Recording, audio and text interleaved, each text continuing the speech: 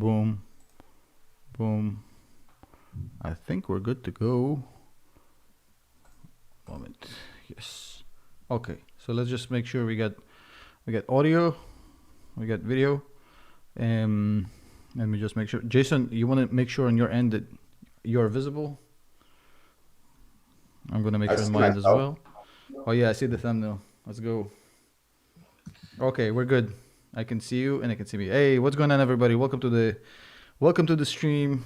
Um, we got off to a little bit of a late start. Initially, we planned to do this at about 35 minutes ago, but I was making myself pretty, so this took 40 minutes. Jason had to wait. So let me introduce my guest today. This is Jason Raznick. Jason is the founder and CEO of Benzinga. We're going to talk about Benzinga. We're going to talk about GameStop.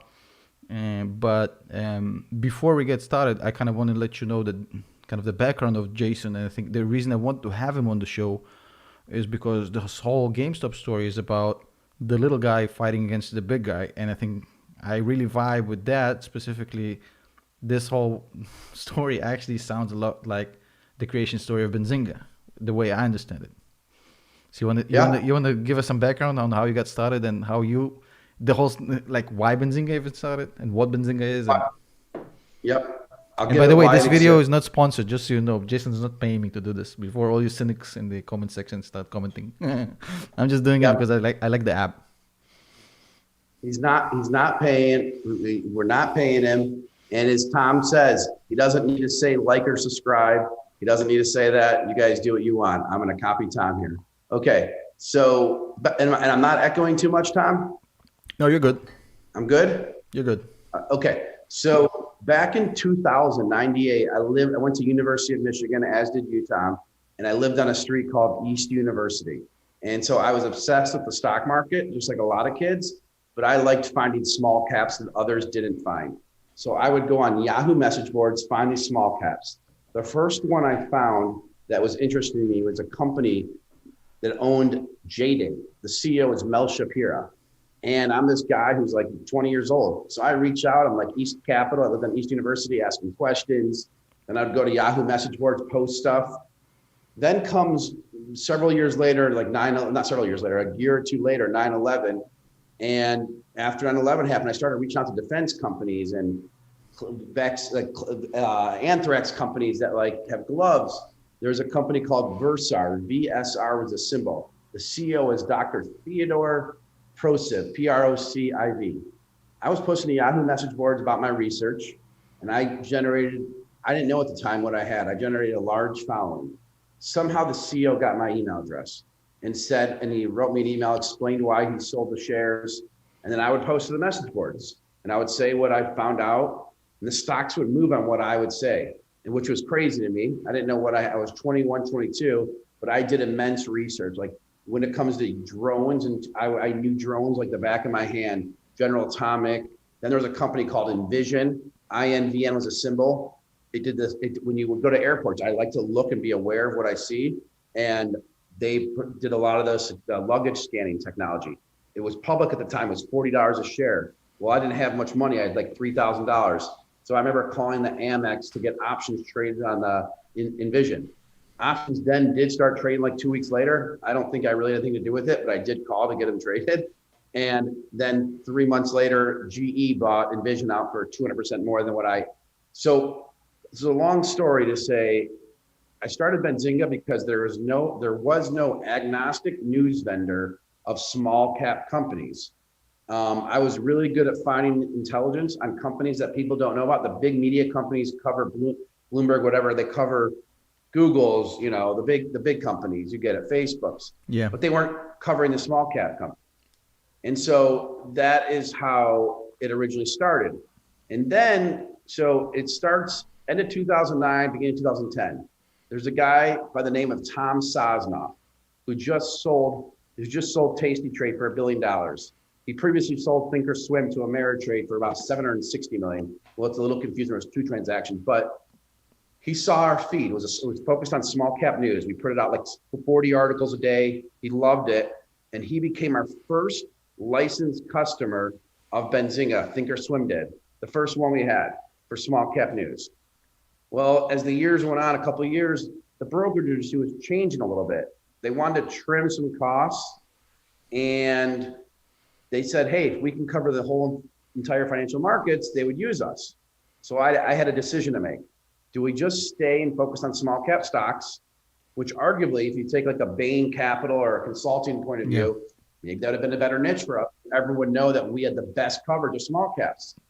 Or do we go to the brokerages, and say, okay, we'll provide all this content. We chose the latter because then we didn't have to go raise more money and these brokerages would pay us. And so we now write 100 stories a day and about 1,400 headlines a day. We're breaking news. Our news moves stocks just like the Wall Street Journal does. The biggest companies in the world are customers of us. If you're using an online brokerage, there's only like one or two that don't use us. And if you do look at timestamps, you'll see that we're first like 90%, 80% of the time, but we're first and second 98% of the time. Our team is measured by that. And when I say first, that's on news like earnings, but we break stories. So on Thursday, we broke the story that Apex, the clearing house that was for the back ends of the brokerages, we broke the story that they were allowing trading in GameStop, et cetera. And when we posted that, the stocks, and that allows Public, Webull, all those other brokerages, M1, all that stuff. And so Benzinga broke that story. If you were watching our Benzinga feed at that time, you had a good 25 minutes to buy some of the stocks and make alpha because no one else had it. Not Bloomberg, not CNBC, not the Wall Street Journal. Benzinga broke the story. So, I see people talking about these other companies, but there's alpha to be made when we're a smaller company, and we have 12 million people that come to our site a month, but we're a smaller company, so there's alpha. We distribute content, and we're agnostic to the story. We're agnostic. We're not favoring something and it's hard because when I hire writers, and I know this is the longest answer, Tom, writers sometimes come with preconceived biases. We had a writer write a story yesterday, and he was referring to something, and he said that they invest in risky stocks. It's not the writer's choice to say they're risky stocks. He had the word risky stocks. I'm like, how do you know they're risky stocks? This person may think they're not risky stocks. And so you have to take those preconceived notions out and what we try to do is give the news and then give you ideas off of the news. That's my long answer to how it started. And that's the story of Benzinga. And then we have a thing called Benzinga Pro, which is our real-time news feed. And if you don't have that, Tom, I will get that for you by the end of the show. Hook me up. This is going to be my sponsorship. But listen, I'll tell you what I like about specifically and again, this is not sponsored. We're talking to Jason Raznick, the founder and CEO of Benzinga, a good friend of mine. And he's here as kind of the market expert to talk about what's going on right now, the craziness of this market. I want to give you some level heads on air, not just people who just throwing spaghetti at the wall, hoping something will stick. We had Patrick Ball yesterday, a hedge fund manager, talking about the hedge fund side of it. Now we have an actual legit bona fide news source. For me, it's even more credible than mainstream media. I'll give you an example. Again, this is not sponsored, but when I was watching Anthony go live on your show with Luke from Webull and actually explain what the hell is going on, why are they blocking the buy side and not the sell side, which is a question nobody asked because he provided the explanation. But you specifically, I remember you asked, well, Anthony, if that's true, why we can still sell the stock? Because that was the whole conspiracy theory. People were like, well, you can sell the stock, and he explained, well, because when we sell, we don't have to put up collateral. That was the first place on the entire internet that actually gave the answer to that question. Now, a lot of people don't want to believe that and they still want to stick to the conspiracy theories. That's fine. But I'm saying that kind of news, that's why I watch you guys. That's like the extra value for me, which I don't get on mainstream media, regardless of, they're all the same to me. What I don't understand, Tom, I'm listening to an interview for mainstream media. They ask a question, even like Chris Como on CNN, who knows the markets a little bit because he's in the financial space. He didn't do the follow-up question. Vlad, and I like Vlad, but you can ask better questions. Okay, so we stopped the trade to protect our customers. Okay, so then why did it protect our customers? Is it because you needed more money to get into the market makers so that way the stocks didn't close down, and you're just trying to protect. And that could be the case. Like the more honest and transparent these companies are, the more people are gonna understand it. You know, maybe Robinhood didn't have the money to spend, or we couldn't buy the stocks, or you stop margin buying. I don't know. But what I find a lot of times with other news networks, they don't ask like the obvious follow-ups. They don't ask I things saw that that we Vlad all want to interview. I know. agree with you. Like, yeah, I get so frustrated. I want to hit, I want to hit something on the TV. Just ask the obvious follow-ups. And Tom, something you do is you have the chat live right now because you're going to miss some questions. I'm going to miss questions. And so then you have your people, you know, give them, because you're not going to always remember things. And yeah, so can I talk about that Thursday thing yet right now or no? Let's do it. Want I to mean, wait to talk about? Okay, you're the guest. so Thursday, I start. The markets close down. I host this 12 o'clock or 12:10 show on Benzinga on YouTube called. Oh, I'm not saying the brokerage Robinhood doesn't have any money. I'm just saying there was a follow-up question to ask to get deeper on the decision making, because you have to understand that morning they made a decision, and I want to be in that room. I want to be in the room where it happened. That's like, I want to be in the room. I want to get in their head and say, why did you make that decision? So if they say protect customers, that's awesome. Okay, but why did you need to protect customers? What was the reason to protect them? There had to be something, and no one has really got deep on it. I did, and I did with the CEO of Webull, Anthony Dinar, and you in like Meet Kevin and some Apple YouTube show that has like 2 million followers. He played my whole interview. And it's because I just wanted to know. I want to know what is going And on. Louis Rossman, by the way, played your whole interview. I don't know if you know What'd you say? Louis. You know Louis Rossman? Yeah, that's what I'm talking about. The Apple guy. He played the whole interview. The Apple right? guy. Like, I love his videos. I love his videos. I He's did very not smart. know I did not know who he was. But and then he wrote the nicest thing about us. He's like, he goes, this Benzinga place asked the right questions. Louis Rossman wrote this thing yesterday. I should send him like a freaking something, because I got all these messages from like past employees of Benzinga saying I used to work at Benzinga, and this guy Louis Rossman's my idol, and he's showing my old boss on the front page of the site. Yeah. So Because you asked the right follow up, Jason. I mean, that was listen. Even now in chat, listen, we have a user, go Trump yourself, and he's asking why didn't they stop selling. People are still asking the same question. I mean, it's still. So we just answered that. You want to answer that again? Well, so why did they stop selling? Yeah, they couldn't. Well, they couldn't close the selling down. They could not. Now well, you can go the conspiracy theory or not on that one.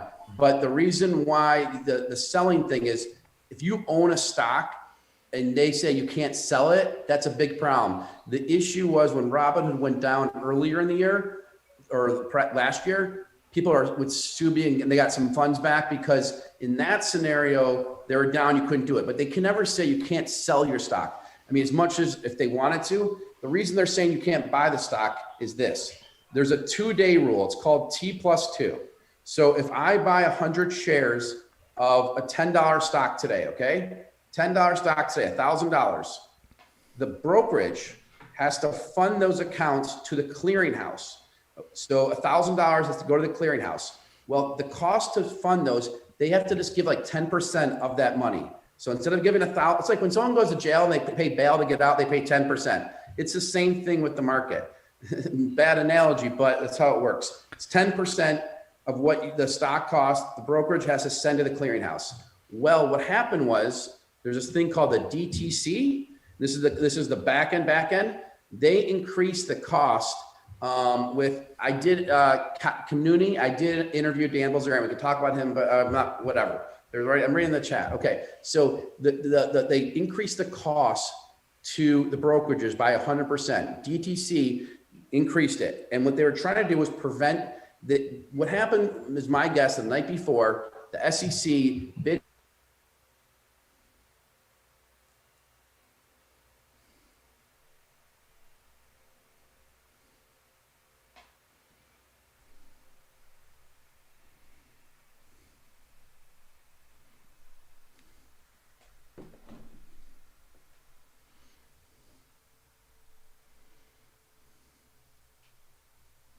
I think we lost Jason. Can you guys let me know in the chat if we can? Yeah, can you guys hear me? I think we just specifically lost Jason for some reason. Let me know if you can hear me. AI says, or Al says they got him. Hey, he's frozen. Yeah, I can see it. I think something happened. YOLO Boy 6969 says Melvin Capital hacked him. Mike Smith says SEC got him. George Nicholas says SEC has entered the chat. Simeon Ivanov says blue screen of death.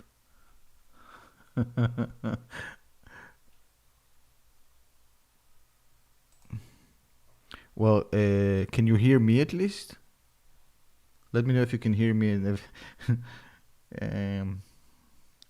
somebody says Wall Street got him. Okay. Something happened to his audio and his internet connection. We're trying to get him back. Hold on.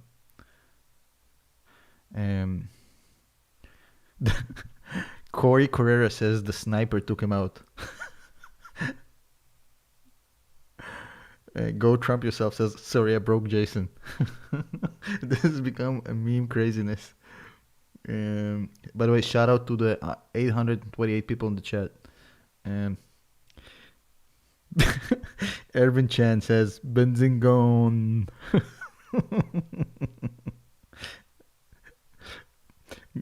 Giancarlo says, on his most important moment, the memes you guys are providing in the chat are insane. He got DDoSed because... Wait, we gotta get Jason back somehow. Oh shit. Can we get Jason back? Let's try to get... Jason, if you can hear it, please come back. Viewer says, Jesus, Tom, you're milking this GME event so much. Non-stop past week. Well, viewer, that's like the whole point. His screen froze right as he started the explanation at Tom Nash. I know it's suspect, right? As if somebody didn't want him to explain. And DDoS happened. Jason was killing it, right?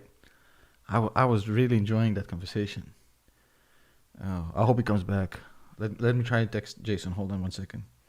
That sucks. I think he lost either connection or power on his end. And let me try to see. I just texted him. Let's see what happens. I mean, that sucks if you can't come back. Homie Production says, Tom Nash, jokes aside, LOL. Can we get him back? I'm really interested in his answer to this topic. I know, dude, the guy is legit. That's why I brought him on. I'd love for him to come back. I mean, the whole idea of the stream was for you guys to ask him questions. Alfredo Mancuso says, he mentioned Bilzerian and then he got ignited.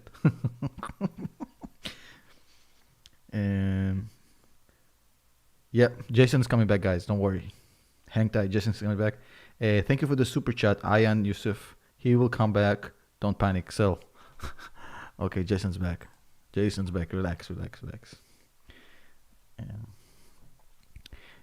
Okay, Jason's come back. And then, so Jason, can you hear me? What happened? I know what. My wife unplugged the router because she was trying to get the kids gaming machine to get away from here because they were being crazy. And she unplugged her house, and it was mayhem here. Okay, so you wanna hear a compliment? While you was away, the viewers were getting a panic attack that you might not come back. A lot of memes about the SEC taking you out and shit like that, but they were really wanting you to come back. Now listen, before you continue, I just want to give a shout out to the 867 people in the chat right now. And I just want to tell you that you touched on a point earlier, and Ervin from the chat actually said that he felt that the Anthony interview, which you did, was much more sincere compared to the Vlad interview on mainstream media. He felt that one was BS, and he really liked yours. Yeah, and I here's the thing, and I think Vlad could have, like, the interviewers need to ask sometimes better questions, right? They need to ask questions to get to the heart of the challenge and the problem. You guys want to know why you can't buy stocks. And I still don't totally understand why, and so this T+2 thing is a big thing. So T is the trade plus 2 days. It's a big thing. And but let me just give you a little more clarity. Jason had to take a bite. Okay, so this, and by the way, By the wait, I I know. want to give you a compliment, Jason. Key, who's a channel member here, just signed up for Benzinga Pro. He just put it in the chat. Ooh, you're the man. You're the man. And by the way, So shout what I out want to to say, Homer guys, Tom, Lara, who just joined as a channel member. Thank you, Homer. Go ahead, Jason. Homer, nice. Okay, Homer. So Tom's not going to say it, but I'm going to say it for him. Slam that effing like button for him, okay? Slam that effing like it button. Tom won't say it because he wants to get right to the topic. Okay. Yeah, And let's that's talk what Tom about it. does. People So, really want to hear this. This is really interesting, Jason. They really, what you were killing happened it was earlier. Thursday, I text the CEO of Webull. I can show my text. You guys can see, I can put up my phone. And I'm like, what's going on? What's going on? So he calls me and says, and so I said, let's just go on air. So we go on air. It was audio, and it's when they were closed down. And we asked everything, and he's like, we're calling Apex, we're fighting it. Because what's going on is the DTC, and you guys can go to their site, DTCC, you can look at it, the SEC, and then Apex. This is one of the market. So Robinhood used to use Apex. They used to use Apex as a clearing firm. That was their clearing firm. Apex is a small investor in Robinhood, but that 3 years ago, they switched off Apex and did clearing internally at Robinhood. So Robinhood clears their own thing. They don't use Apex. So it's different scenarios. And so they made a decision. They could have made a different decision potentially. Charles Schwab, for example, like I'll give you the different brokerages. And I talked to the executives at Charles Schwab as well. Charles Schwab increased the margin requirements. Should I define what margin requirements are? This. Say you own stocks on margin, which means say you have $100,000 in an account, but you've put $120,000 in the market. That means you're borrowing $20,000 from the stock market. Okay. And you're borrowing money from the stock from the brokerage. They charge you interest. Interactive brokers charge like 1.95. E-Trade charges like 4%. Other ones charge like 8%, what have you. Okay. It's a loan. It's a loan. It's a loan. It's a loan. I hate using big words, like margin's not a big word, but if you don't know what it is, it sounds like, margin call. It's like They're lending you money to play the stock market. It is what it is. Yes, it is what it is. Okay. So back in October, Tesla, the stock of Tesla, E-Trade, Ameritrade, a couple others, increased the margin requirement on Tesla. So I have a friend that was on a lot of margin of Tesla, big believer. He called me and said, I just had to sell 20% of my Tesla shares. Jason, buy all the stock you can of it because it's false selling in the market today because we got a notice this morning that we have a margin increase requirement. So Tesla stock went down 8% that day. I don't know if I listened to him and bought the stock that day. I don't recall what I did, but there was a margin requirements on individual stocks change all the time and go up. So Charles Schwab on Thursday, they increased the margin requirement on GameStop, on AMC, on Revlon or whatever, okay, on Tootsie Roll, whatever it is. They increased the margin requirement. Now, people who aren't that knowledgeable how this works said, okay, Charles Schwab is not allowing trading either in these stocks. That's not true. The margin requirement on stocks changes all the time. I can show you email alerts forever. Robinhood went a different way and closed everything on the buy side. We don't know, because the questions haven't been asked in the right way, what the situation really was and why they did it. We don't. I know there's speculation that Citadel, this we do know, Citadel clears 60%, or not clears, buys 60% of Robinhood's trades. And we know Citadel invested in Melvin Capital. So the easy theory is that Citadel called and said, do that. That's an easy theory, but there's a lot more to it. Robinhood is a company that's was scheduled or could go public in the next 2 months at a $25 to $50 billion valuation. So I don't believe that they need to listen to, they don't need to listen to the Citadels of the world. But I guess I'm not in the room. The night before, is my guess, is the SEC, all the different firms got together and said, we got to slow this down. And so the way to slow it down is like, we'll have buying slow down. And then the backlash that came from it was so large that, Webull, I did 2 interviews with the Webull CEO. One is an audio interview where you see the iPhone held up to the screen. And then there's one at 2:00 when he opened trading. And this is when we broke the story. And this is when Webull opened up for trading. He explained the whole thing. He's like, the DTC, Apex, SEC got on the phone. They lowered the requirements. We're open for trading. That's it. Now, the question I get, Tom, is, well, why don't they do the same thing to Tesla? Tesla's gone up 500, 600%. Why didn't they slow the buying in Tesla? It's a good question. It's a good question. I can answer it pretty easily. Go. Tesla is not going to go to $100. These stocks might go back to 10 or 20 in a day. Yeah. So there's those arguments. So what happens if these stocks fell to $20 in one day, then these clearinghouses could be out of business because they're putting up the money. Who's going to pay them? So that's the side of it. Okay. And I believe in over communication, and I'm not here to judge anyone's communication, but I believe in over communication when this stuff is happening. I talked to the Webull CEO on the phone twice or three times that day. And I talked to Schwab as well, Ameritrade I talked to as well. Like those are the guys that I got a hold of, and I had them on. And then I also had on the CEO of Voyager.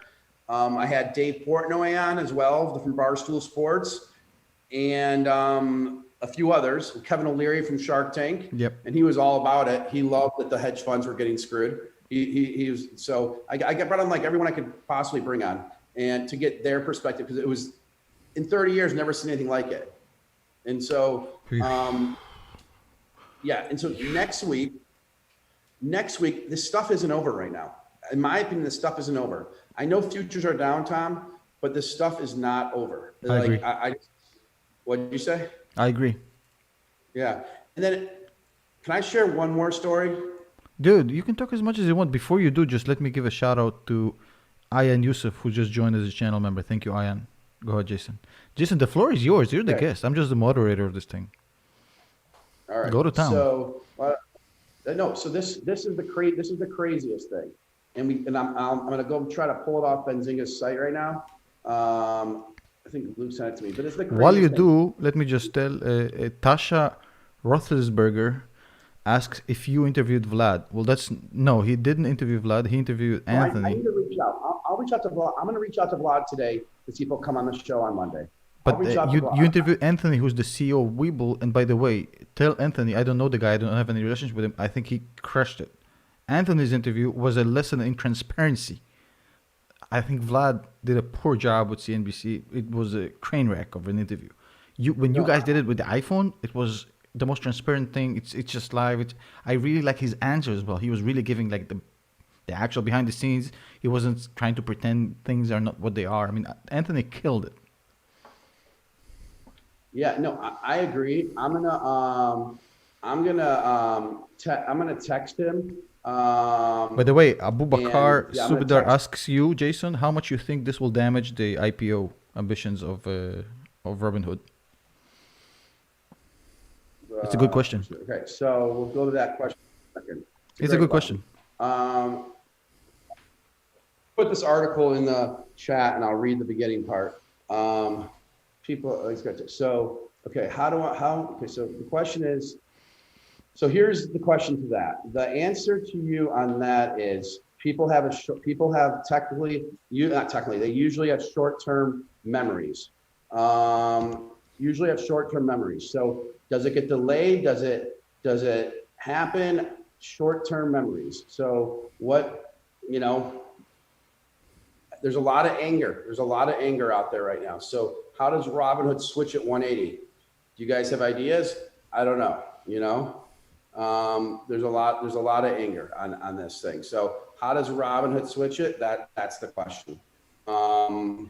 Because ways to switch it. Like, I think there are.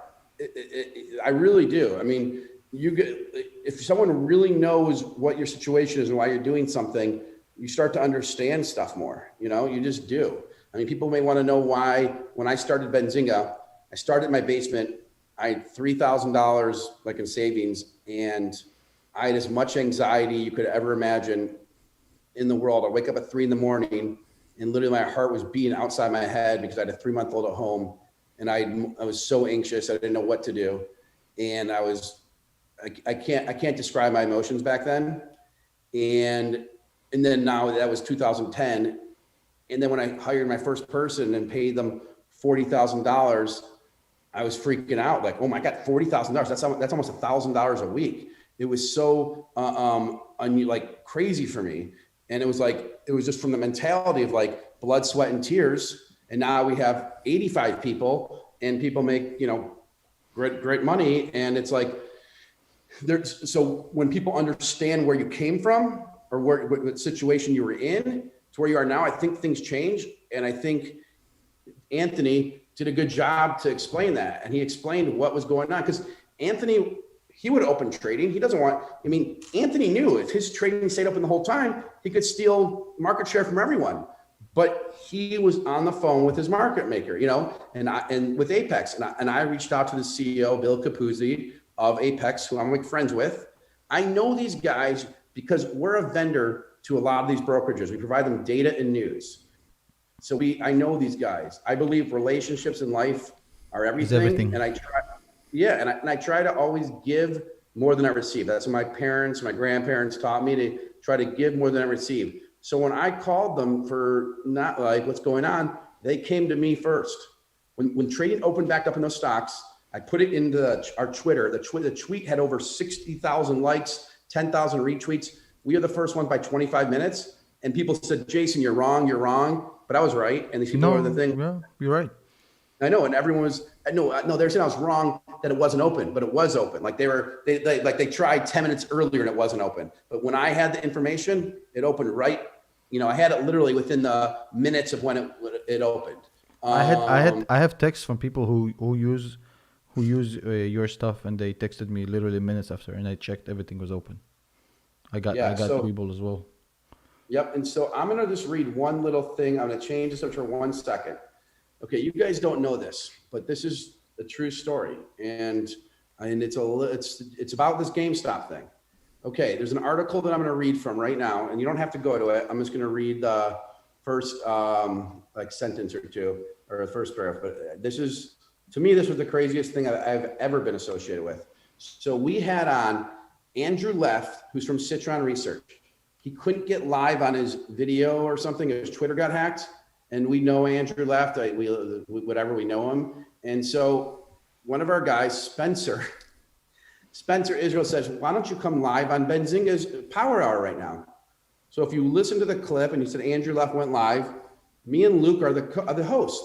So all of a sudden they text us that Andrew Leff is live, but Spencer doesn't text us. He slacks us and says, Andrew Leff is going to talk about GameStop, but I don't see that. So Andrew Leff comes live, and we're like, Andrew, it's nice to have you on. How's it going? You're really opinionated. You go out there, we start just talking about his life, like nothing to do with any stocks. And then he's like, let's talk stocks already. And so I'm like, me and Luke don't know what stock. So we Google his name, find a few stocks. And then Luke's like, do you want to talk GameStop or this one? He's like, guys, let's talk GameStop. Well, we didn't know this was about. All right. So now he starts talking GameStop. The stock was at $41, guys. This is the craziest thing ever. Stock was at $41. He's bashing it. Yes. There was probably 600 people in the room at this time. 600. Within 3 minutes, maybe 4 minutes of him talking about GameStop, Wall Street Bets shows up. So what we really rewrote, the show ended up being among the most important events in history since Bill Ackman squared off against Carl Icahn on live TV. While Leff was sharing his short thesis, members of the Wall Street Bets took over the discussion on Benzinga's YouTube channel, posting thousands of messages defending GameStop's growth prospects and board member Ryan Cohen.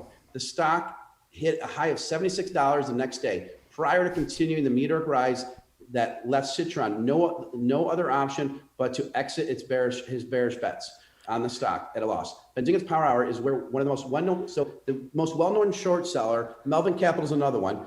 Then the Wall Street Bets community, they all went live, and this show is going to live now in the annals of history as the room where it happened, because the GameStop stock did move from 20 to 40 over time. But when we brought Citron on, Wall Street Bets showed up, And then we brought on Rod Elsman, who created the site GMEDD and part of the Wall Street Bets community. Stock in 2 days during our show with like 41 to 50 and then 50 to 70. And there were 25,000 people in there. And they're mostly GameStop owners. And you can go look at the live chat. And I have never seen anything taken over. You know, they use like the rocket ships, and we didn't know how to get the emojis. And it was like, and then I was getting, if you go look at the show, guys, on YouTube, you're going to see that there was like 3,000 or 10,000 rated on it. 7,000 were rated high and 7,000 were thumbs down. Our average show has 95%, 99% thumbs up. Yeah. We had 50% thumbs down. The reason was because Citron was on, so they were going to thumbs down. Yeah. Yep. And then the other reason was Luke and I, Hot Stocks Luke, we didn't own GameStop and we weren't buying it. So, and they said they're going to keep thumbs down, they're going to unsubscribe. So Luke got pressured into buying 100 shares. And then I got pressured into buying 100 shares. I bought it in the last 5 minutes of the show. So the next day they come on the show and they're like, Jason, is Jason still a boomer? Because I didn't get the GameStop thing. And I showed my screenshot, and then they're like, oh my God, all right, we're sorry, Jason. They loved us the next day. But literally this crazy thing started in a real way last Thursday when Citron came on our show and did the thing, and the Wall Street Bets guy showed up, and then he put another video out, and then they showed up, and now he's not doing short stuff anymore. And like, it's totally crazy how that we were in the center of this thing. And I didn't even know. I like had no control over, because like the Wall Street Bets, what I would say about this is, and I know I've talked for a while, but what I would say about this is it's a enthusiastic, passionate community, no different than when hedge funds would go meet at, you know, Ruth's Chris or Del Frisco and sit in the back area, and there'll be a hedge fund member from each hedge fund, like 20 different ones, and they shared ideas. I was at one of those hedge fund dinners. So way back when I wanted to work at a hedge fund, Third Point, and I was at one of these dinners where we shared ideas. This is not that much different. I mean, there's some things that are different for sure. The thing that Larry, I'm trying to focus. I'm bringing it back to where this conversation is. But Larry, if you have any questions, let me know. The thing that I would say is these guys in these communities now have control, or not control, but power, and they're a voice. And if you're a short seller right now, you better be careful, because these guys, these people can get passionate on a stock. And to be honest, Ryan Cohen from Chewy, who I've tried to get on our show, he is the real deal. He can come on though. He can come on. What'd you say? Yeah, I know. He can't come on because he's in a quiet period. But still, I was regulatory issues. He can't talk about it. But Jason, I want to tell. Okay, so hold on. A few housekeeping stuff. I'm going to talk about what you just said. Hold on. So first of all, shout out to Nunya Business, who became a channel member. Thank you so much. Shout out to the 1,600 people in the chat right now. You rock stars, all of you. So first of all, about what you said. So I had no idea that this whole thing skyrocketed after Andrew Left actually came on the show. I didn't see that interview, and I had no idea that you are the one who started the fire. And we had no article about it. The New York Times reached out to me originally about this, and I shied away from the news. I didn't give them the story because I was like, I don't want to be, because I mean, if you look at me up on Reddit right now, the day of this thing, and you look up Luke, they made so much fun of us because we didn't own the stock yet. They're like, what is Benzinga? Benzinga tells you why the stock moved. They say it was up because it was up. It's down because it was down. They're making fun of us and all this stuff. And then the tides changed. But so Luke said one thing during one of the show. Luke's like, he bought it through Interactive Brokers. And this is what Luke said, Tom. This is what I'm talking about, a fervent crowd. Luke said, I'm going to lend out my shares so he can make interest on lending out the shares to Interactive Brokers. They went crazy on Luke. They loved us. And then Luke said he's going to lend out his shares. They went crazy. And I said, Luke, you cannot lend out your shares. You're not lending out your shares. Luke doesn't know what he's talking about. So he didn't lend out the shares. But this, if you go back to that video, you look at the price chart and you see everything, you'll see this is the room where Wall Street Bets live at Citron, and it was a battle for Jason, I'm sorry to interrupt you, but you have a personal message from somebody you love. Will from China just sent you a personal message saying, tell Jason I'm still holding. That's the guy you interviewed. Will. Yeah, Will is still holding. He just wanted to let you know. Personal message for you. I mean, Go ahead. he has a million six. Oh, sorry, he has nothing. I didn't say that. Sorry. Oh God. Go ahead. Sorry to. I See, shouldn't have interrupted you. you threw Sorry. me Go off. ahead. Go ahead. Go ahead. Go ahead. Go ahead. No, but that's what happened. And if you guys go back to the clip, I promise you this is where it happened. Last Thursday, you go to the Benzinga YouTube channel. Last Thursday, there's an hour and a half. We did do a clip just of Citron. Look, but you don't see the live chat. If you go last Thursday, there's an hour and a half thing. You can watch how the tides changed in Barstool and Wall Street Bets took it over. I mean, they did. And I understand the vitriol. I understand the vitriol now when you can't buy stocks anymore and it looks like you let your shorts get out. I get that. Like, I understand it, and it makes sense. And it's a terrible situation to be in right now. And, I guess I would ask, can I ask a question? I'll ask a question. Press 1 if any of you guys own GME, AMC, or TR. I own GME and I own AMC. I don't own a ton of either, but I own GME and AMC just for, and I did own Tootsie Roll, but I don't own it anymore. I want to click one just because press 1 if you own those. I own one share of GameStop, which I bought on air when I was interviewing Will out of solidarity. So I have one GameStop share when I bought with Will on like. I'm so annoyed about costs. See, I don't trade most of the day because I'm working on Benzinga, but I tried to buy cost pre-market and E-Trade didn't let me. So I was like, I never got my shares, and then it went up like 280%. And I hosted a clubhouse. I don't know if you guys are in Clubhouse. I hosted a clubhouse on GameStop, and had like 3,000 people. By the way, you know who powers Clubhouse? You're gonna give him a power tip. That's Agora, a good tip. And give him the ticker and everything, Jason. I will. I bought the stock API. A is an alpha, P is in Peter, I is in Igloo. There's a thing called a Clubhouse. Tom and I know it. It started in Silicon Valley. It's audio chat with people, and it's going to grow like crazy. You can't get in the investment as a private investor right now. It's impossible, basically. The symbol is API. I bought shares of it last week, and they power Clubhouse, and the company's Agora. I like it. Still not so priced. If you want a stock, it's still not baked into the price.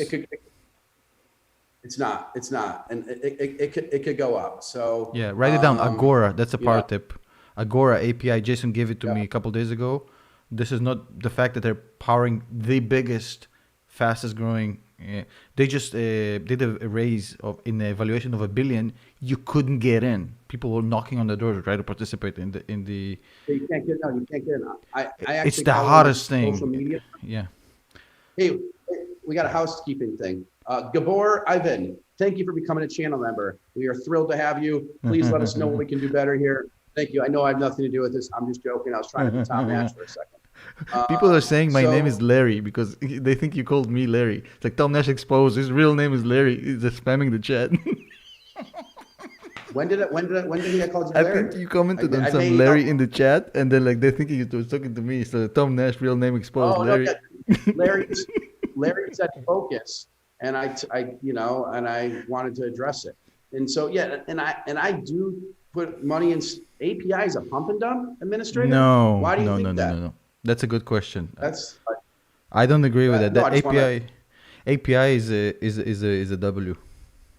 People don't know about it yet. I invest in a lot of the SaaS offerings. So I invested in Twilio at 60, HubSpot at 60.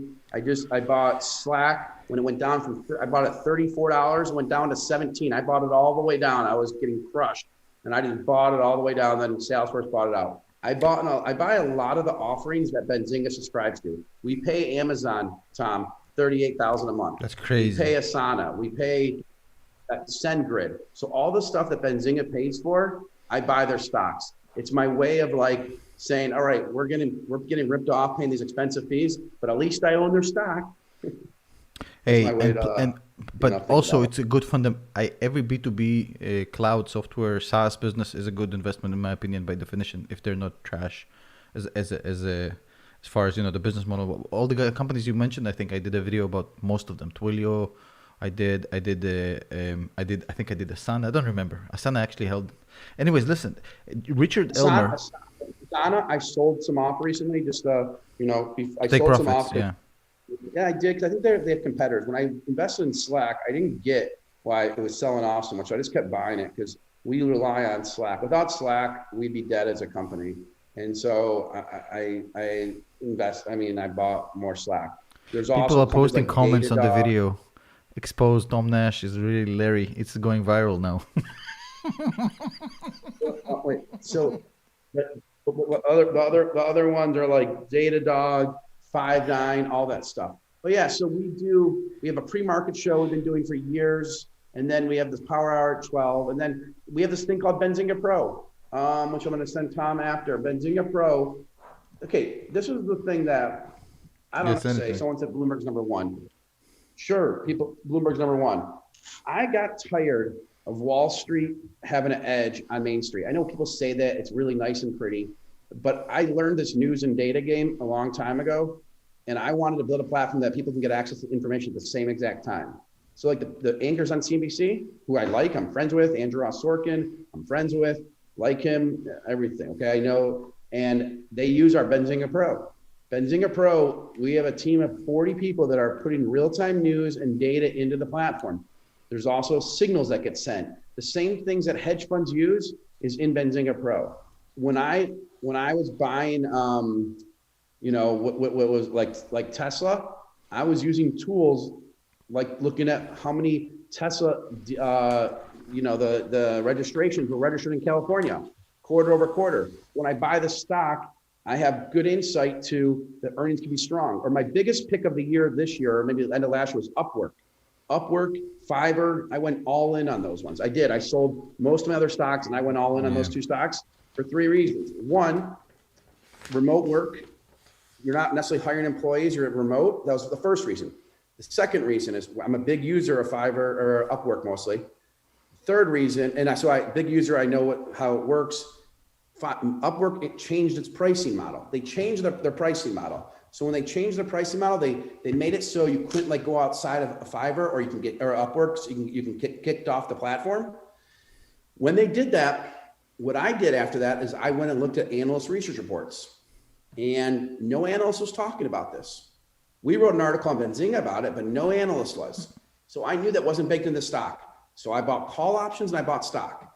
The day before Upwork announced earnings, I'm like, am I happy with my position? Did I buy enough? If the stock goes up 50% today, am I going to be sad that I didn't buy enough? And I said I was happy with my position, which in hindsight I wasn't, because then the earnings did go crazy. The first day they were up 20%, and then I like sold a little bit because I had so much of it. The next 2 days went up like 80%, and I already sold some, so I was mad. But my thing is like, I take concentrated bets when the probability or your insight is stronger. The reason I fell in love, I'll say it, with Tom Nash, when his YouTube account was 40,000 subscribers, 30,000 subscribers, the reason I fell in love or loved was because he goes so deep on his companies, and he goes out there and says says his story on it. He goes so deep and says his story.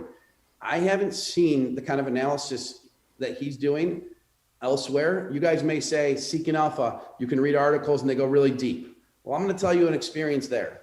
Seeking Alpha, I get it. It's a good company, maybe it's competitors, but I bought HubSpot at $46, okay, originally. It's at $380. And I told everyone I know, my dad, everyone, to buy HubSpot.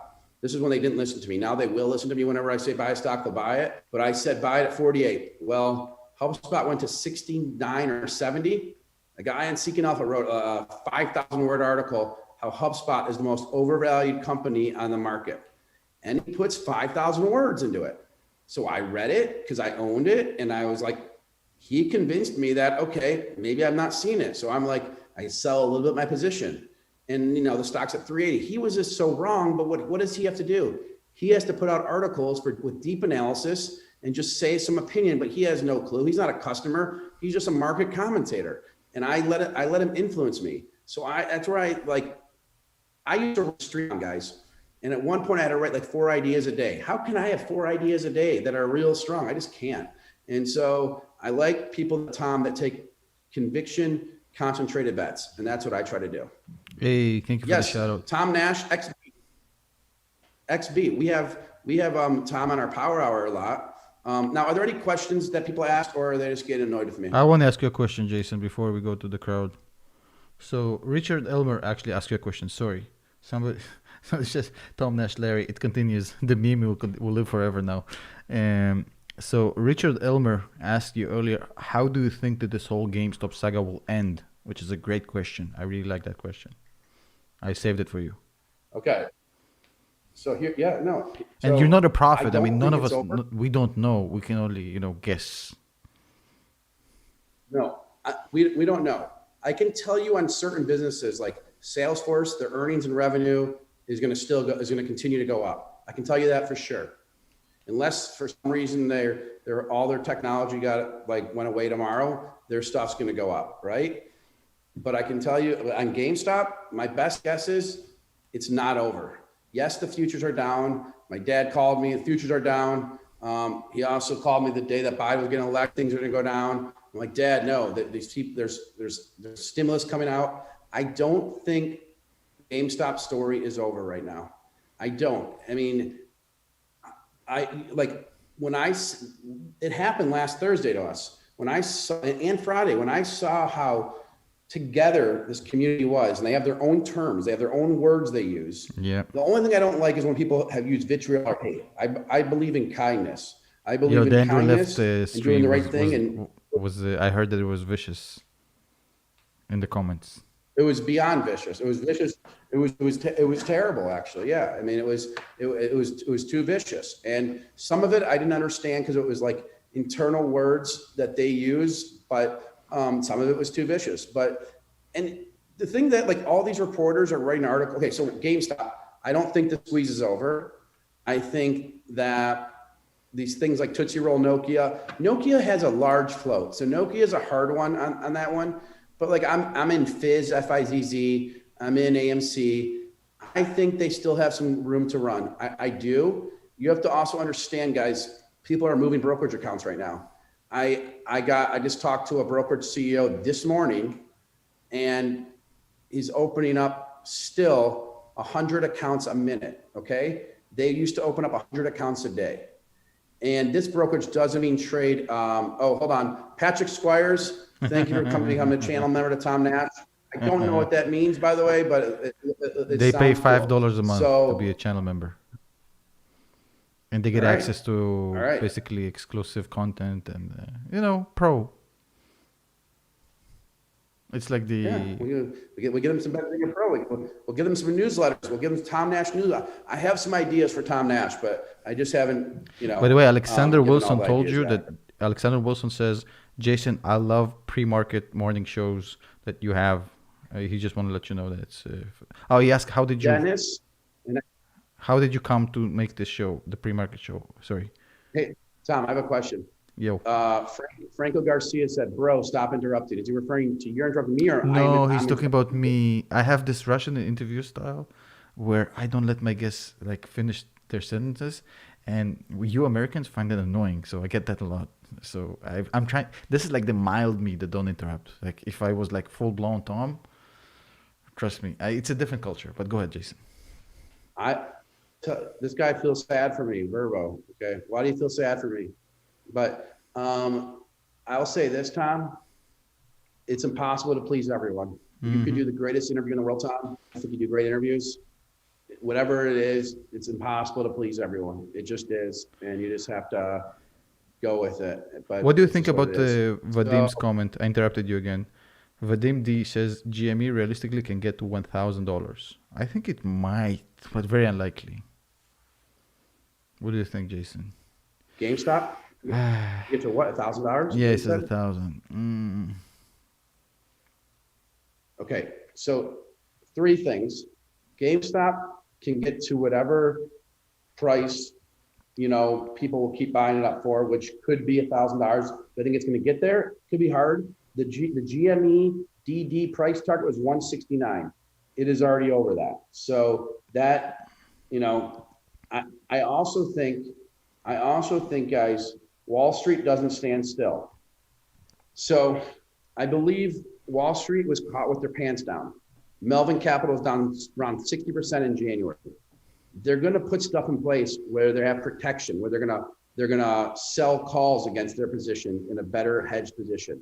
They did not do that. There's several companies that lost a lot of money. This could be a one-hit wonder, like Tom Sosnoff said, or it's going to be harder to pile in and find opportunities like this where their pants are down. You know, the one that I think about a lot is Jim Chanos. He came to Detroit 4 years ago when Tesla was like at $16. He said it was the biggest short on the market, and I was in the audience. We had a little discussion, but he was at the front of the stage. I was in the audience. Obviously, he was wrong, but you know, it didn't become this battle like Chanos versus everyone else. I think the market has fundamentally changed, though. Fundamentally, that David Einhorn, who's a nice guy, I knocked out David Einhorn in a poker tournament. I have the video of it and everything. And I only played him because I wanted to meet him. And so the first hand, I had pocket tens. So we were in the final table. I folded them and I showed him. He's like, "You can't do that." I'm like, "Well, I paid to play in this dumb tournament just to meet you." And so the next hand, I knocked him out. But that's another story. He's a nice guy. He short stocks. They put out letters. Is he gonna do that again? I mean, shorts is gonna be a different part of the market, because let's just say there's a guy you don't like. Let's say it's Eddie Lampert. He used to be in Kmart and all that, Sears, and he shorts a stock. I believe the community is so strong now with Wall Street bets coming together that any stock that they want to rally, they can. Is it any different than someone going on CNBC or going somewhere and saying, "I like this stock"? I mean, I just told you I like API, and you guys could think that's me pumping it up. I'm not trying to pump any stock up, because this is not. And I think this thing has more room to run. I think the GameStop story isn't over, but it's something. If you guys are sitting here thinking on Monday you're going to buy the stock, I can't tell you that, because I don't know. Hey, maybe Wall Street Bet says it's over $100. We're at a good number. Now we're going to go on to AMC. I don't know. But Jason, okay, here's the thing that I always, but sorry, again, interrupted you. Jeez, I can't help myself. I'm like the scorpion in that story about the scorpion and the turtle. Who you know that story? Oh, it's like your Star Wars thing. My parents sheltered me. Nobody understands my analogies. The scorpion. Go ahead. What are you going to say, though? So check this out.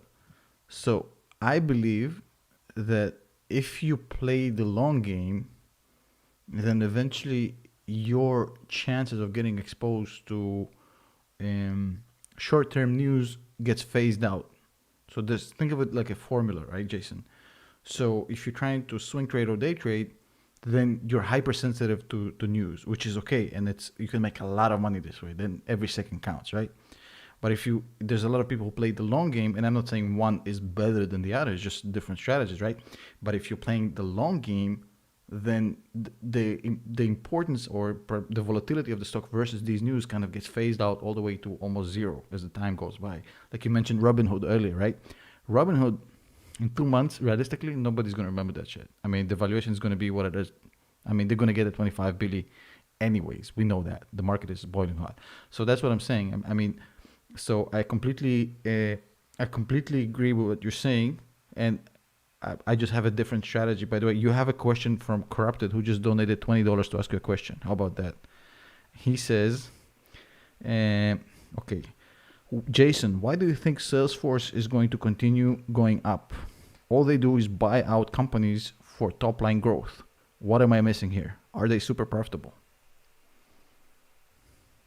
Okay, and we'll go to Julius's question, Sanders, which is a difficult one too. So why do I think Salesforce is going to continue to go up? Are they super profitable? So I didn't say the stock is going to for sure go up. I said Salesforce is going to continue to make money and the revenue is going to grow. That's what I said. And the reason is Salesforce, their churn means cancellations, is so high, so low. The cancellations are so low. The churn rate is so low, and new companies are moving on to Salesforce every day. The reason I went so big into HubSpot was because no one knew about it, but HubSpot had their own CRM and they gave it away for free. It was actually a good CRM. And so that's why I bought HubSpot way back when, because it was the only company that I found as a viable competitor to Salesforce. 4 years ago, there was a guy that I'm friends with that was meeting with Mark, and I told him to ask, why doesn't Mark buy Salesforce? I mean, buy HubSpot, and it didn't happen. It was at $40. Now it's at 400. So Salesforce has highly recurring income, and I know many businesses that completely depend on Salesforce. Salesforce is not just a CRM.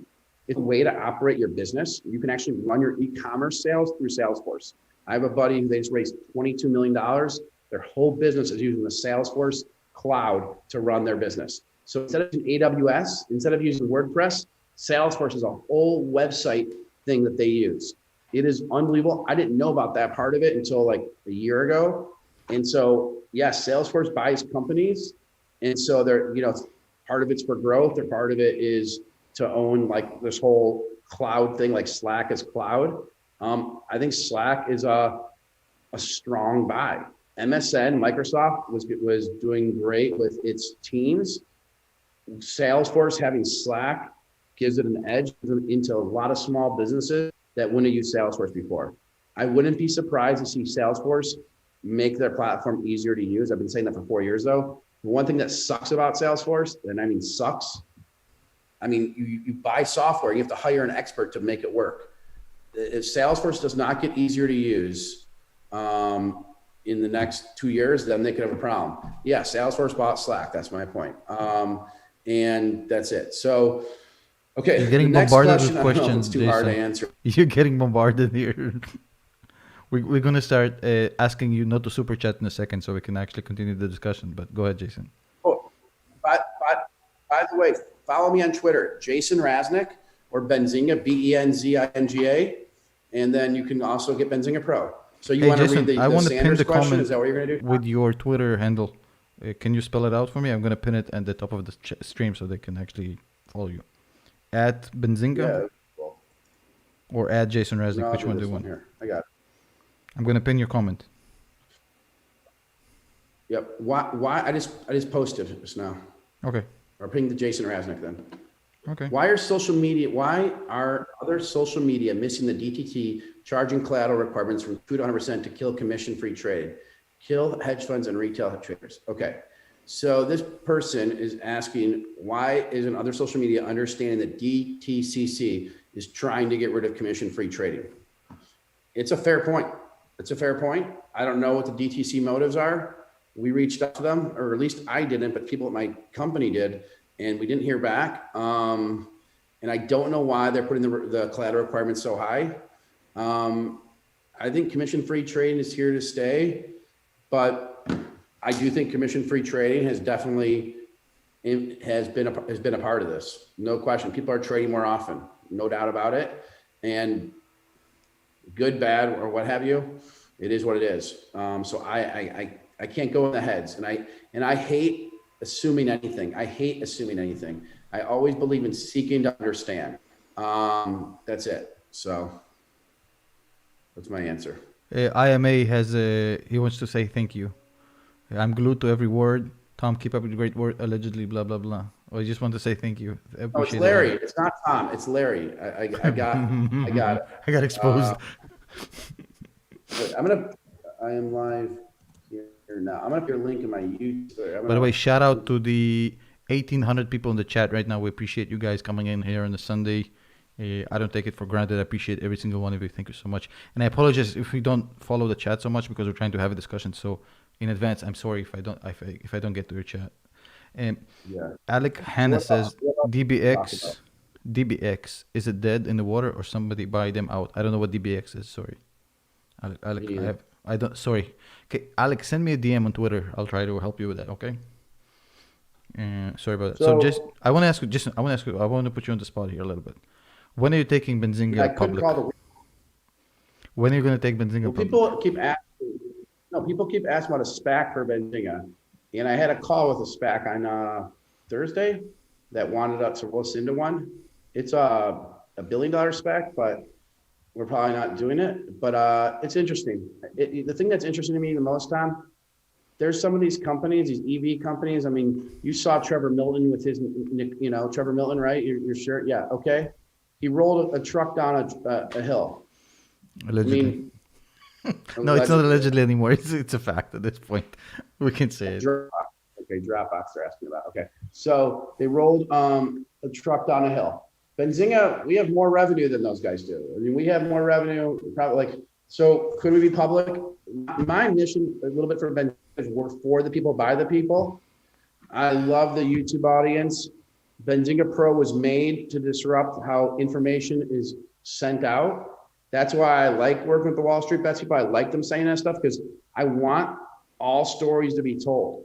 I want all stories to be told. And so Benzinga is for the people, by the people. Why go read all your content on whatever publication? Why not go to the upstart that is the Rocky story? We're the Rocky story. We're the Rocky story. I could have raised $20 million. I've turned it down. We're the Rocky story, and we're here to hear your voices. We're here to be for you. Like that's our story. And so our Benzinga Pro is our thing of like as a Bloomberg competitor, and so we're here to make a difference. And so I don't why know a lot not? of retail investors. Is such a big mission. Sorry. So go ahead, Jason.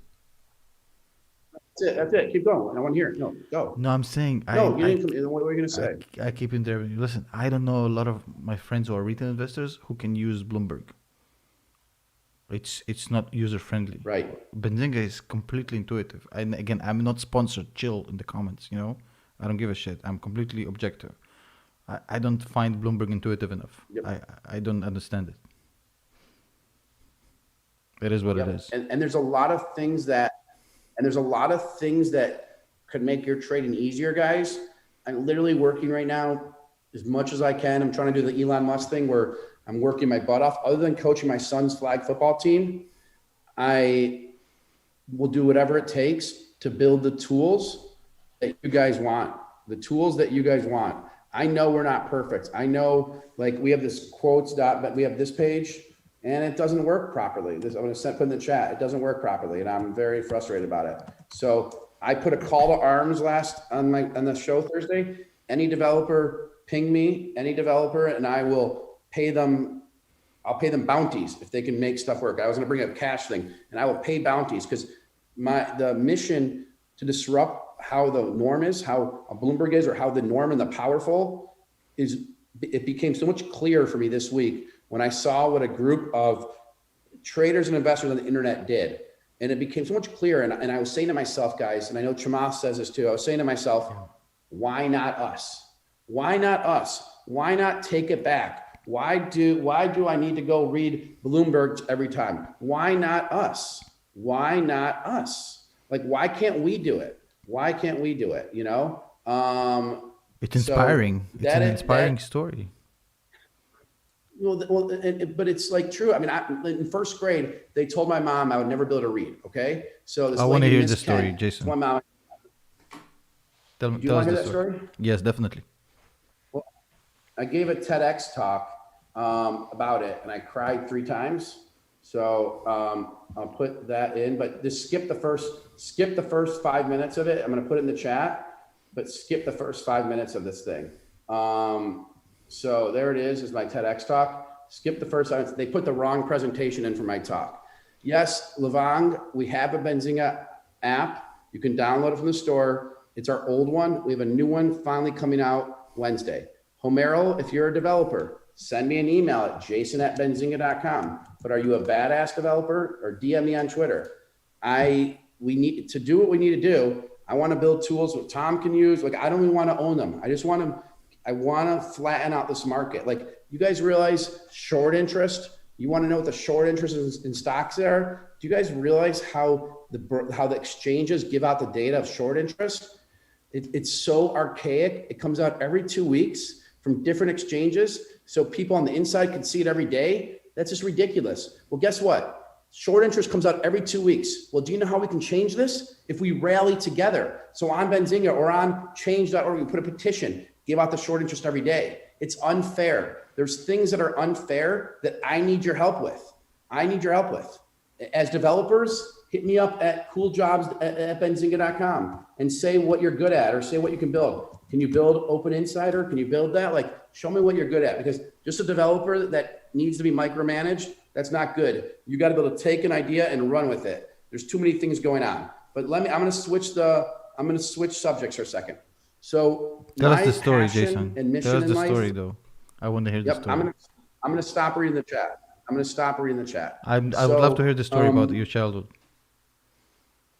yep, I will. I'll go. All right, let me just get water for a second. It's not an easy story for you. I mean, it feels like it's a powerful story for you. It's not trivial for you. Yeah. Okay, let's hear it. I'd love to hear it if you're okay to share it. Yeah. Just trying not to read the chat so I can focus. All right. So I was one of these kids that, you know, maybe even a slow learner. And I was in kindergarten. My mom had me go to different kindergarten, but then I went to first grade at their normal first grade. And I was the kid that, like, I would time the number of people that the teacher, you know, each person reads 2 pages. I would match when it would be my turn, and I'd run out of the classroom to go to the bathroom so I wouldn't have to read in front of everyone. You know, I didn't want to read in front of anyone because I would stutter. I wouldn't know how to read the words. Instead of saying everybody, I would call the all bodies. I would make up my own little language in some respect. So I would go to the LRC, Miss Kent. Miss Kent was the LRC teacher.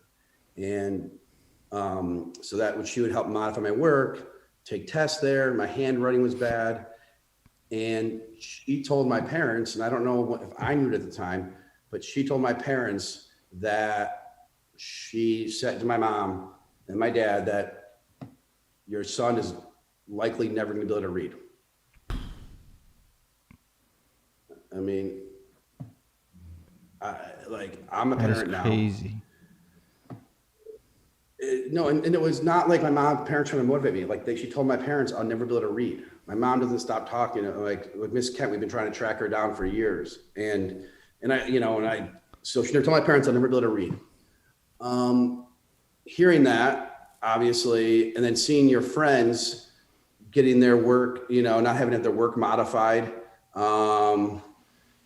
Like my work was modified, and I hated being separated from the kids. They would take a test and I would go take it with Miss Kent or Miss Winger. Miss Winger, she was great. She built me up. Miss Kent, she said I'll never be able to read. And she was just a jerk.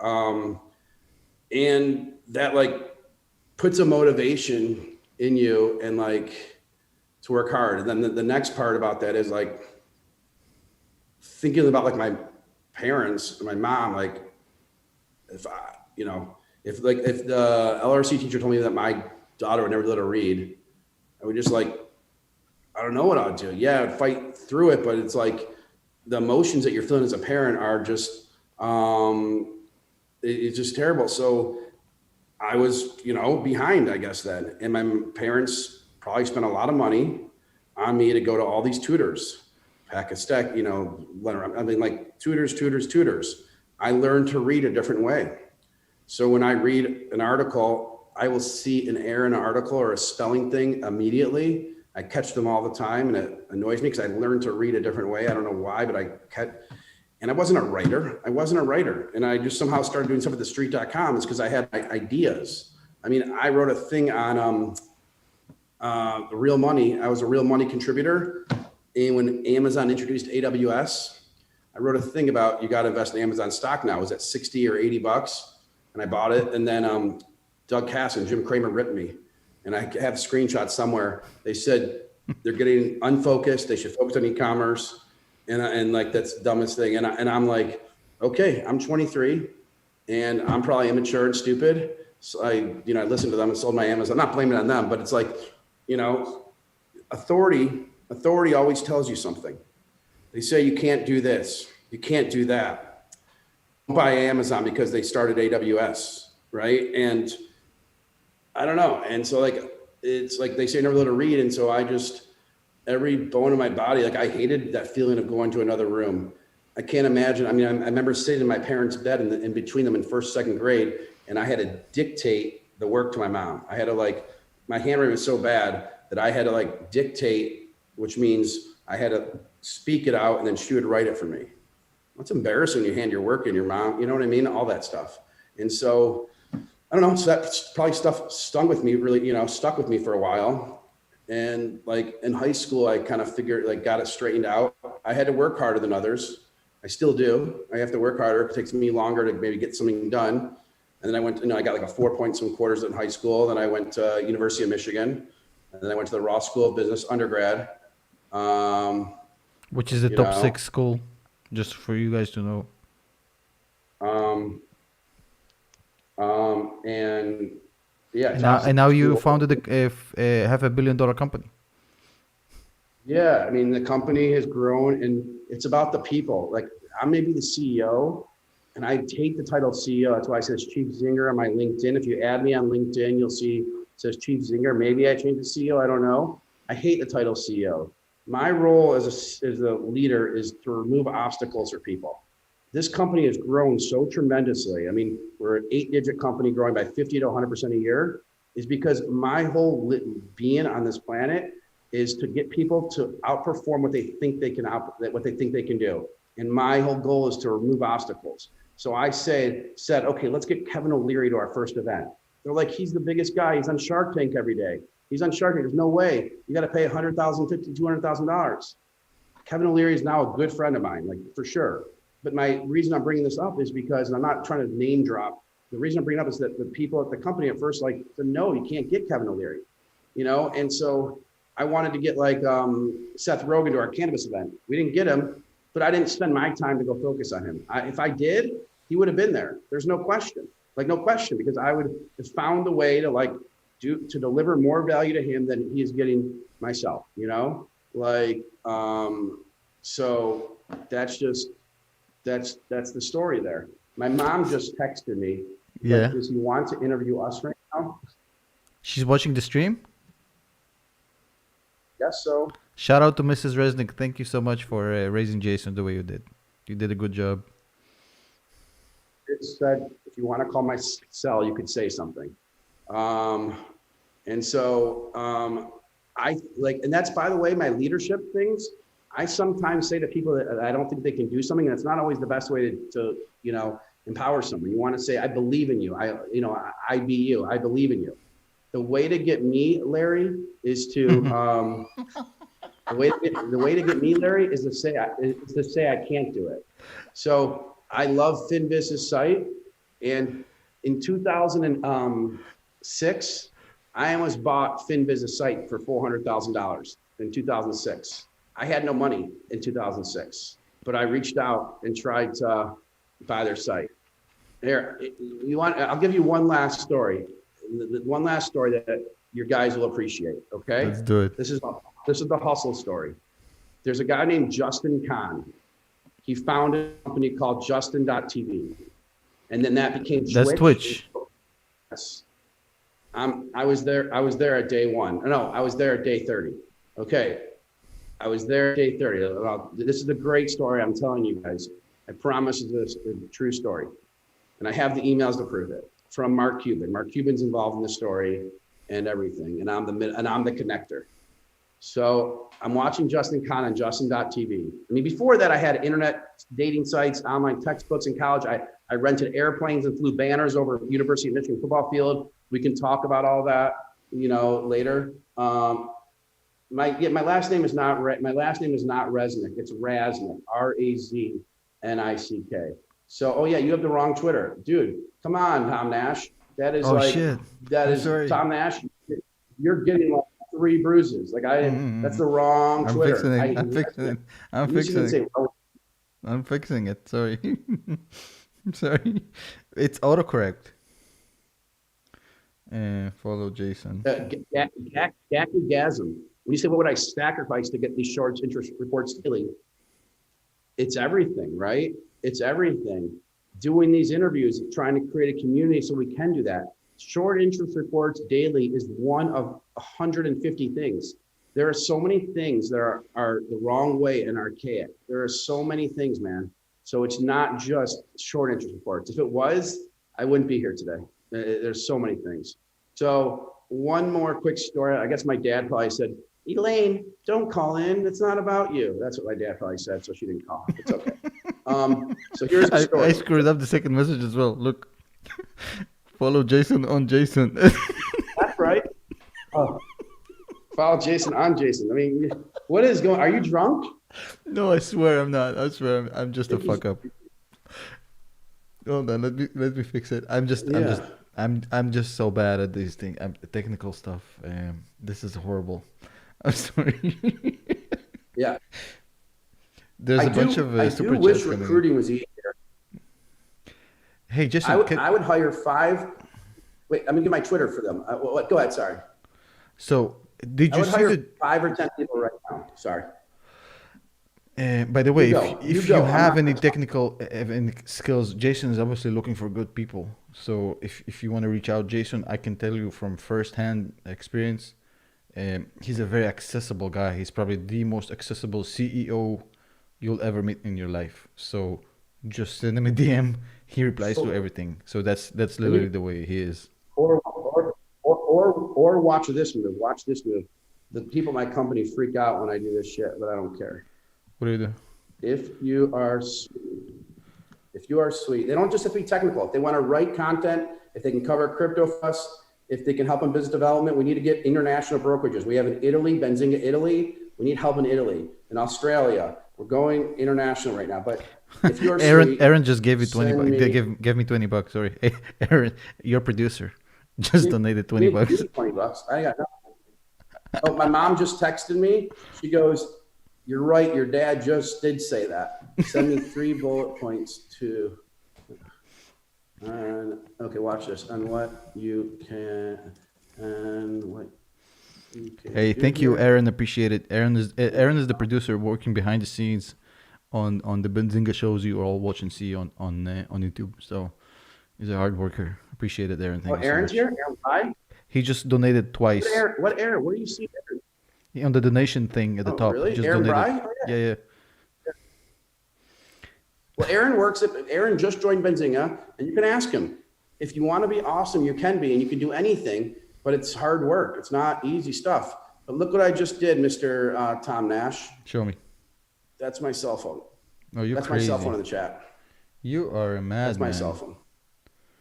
You are crazy. Oh, I can't believe you just did that. RWSX.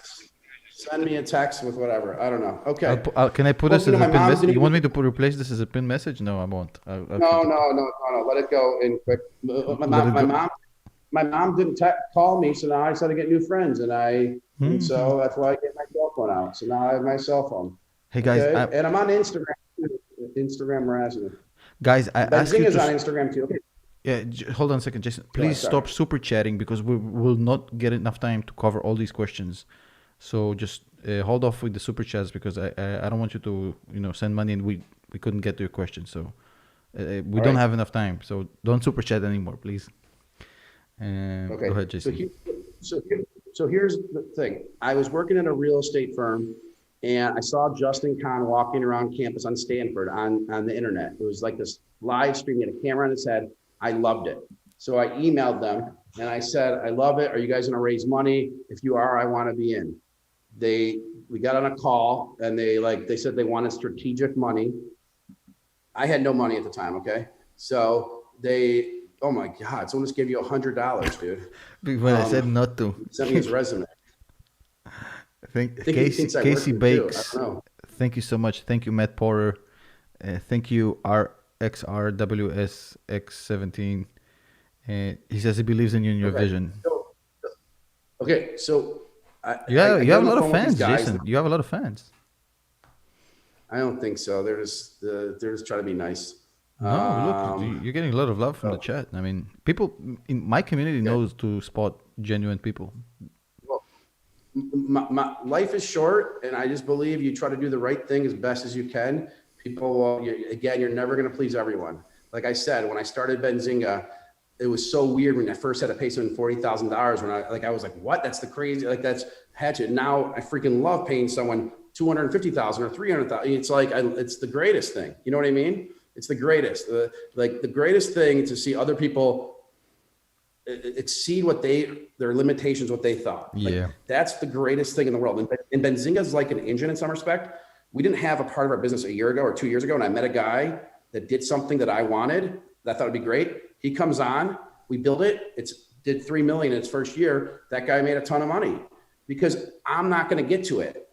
It's not me. I'm just the guy that remove obstacles, and I have some ideas, but I need other people to like make this stuff happen. I learned through my dating sites and textbook businesses back in the day that were somewhat successful. I was bad at the things like there are 25 kids that I never charged for textbooks because I had to go through my publisher instead of a distributor.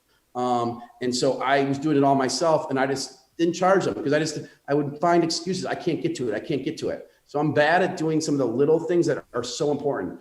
At our company, every time someone calls in, emails, you get back to everyone. No exceptions, no excuses. If you don't, you won't be at Benzinga.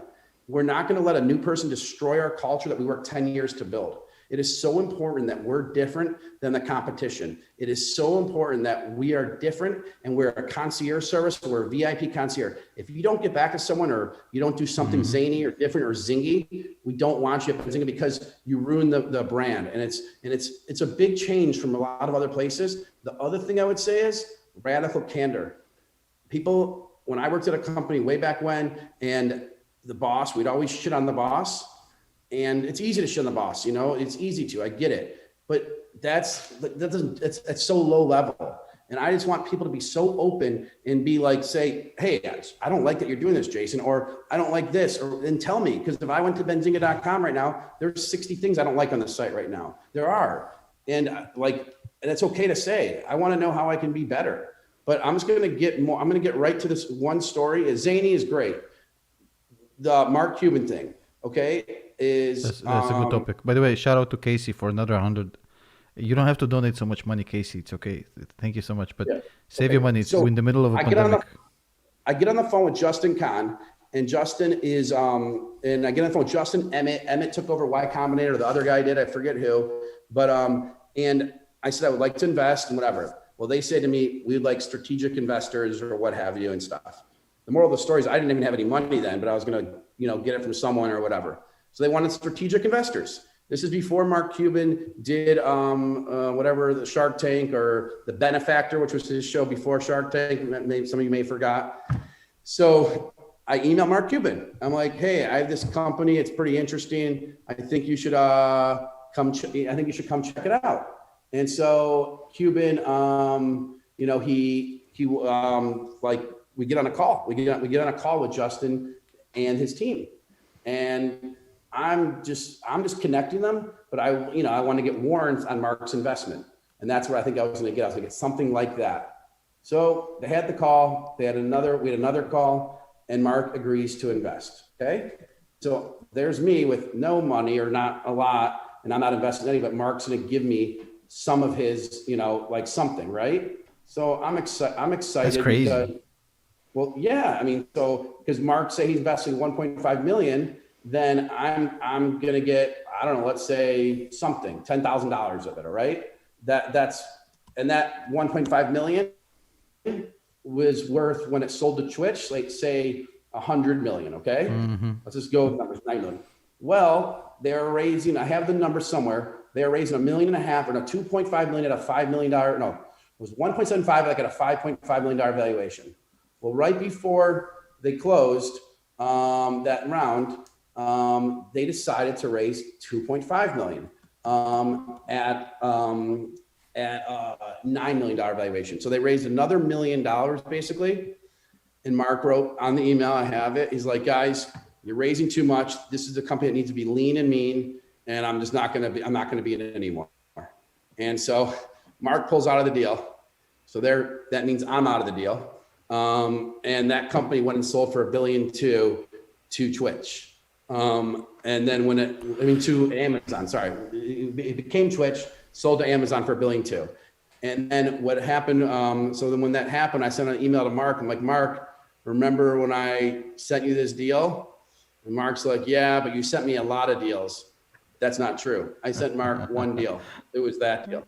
I didn't send him any more deals. I didn't. It's all in the sent mail. It's all there. That's the beauty of Gmail. And this is my point of bringing this story up is it's the hustle mentality. So I get hold of or Scrappy or Grinder. I get a hold of Justin. I don't have the money or I'm not a strategic investor. Let's say I'm not a strategic investor because I wasn't doing whatever argument it was. I'm sure if I was out in California then and met him in person, I could have been in. So yes, that's an argument to say I should have been in California because I would have known him. He'd have put me in either way.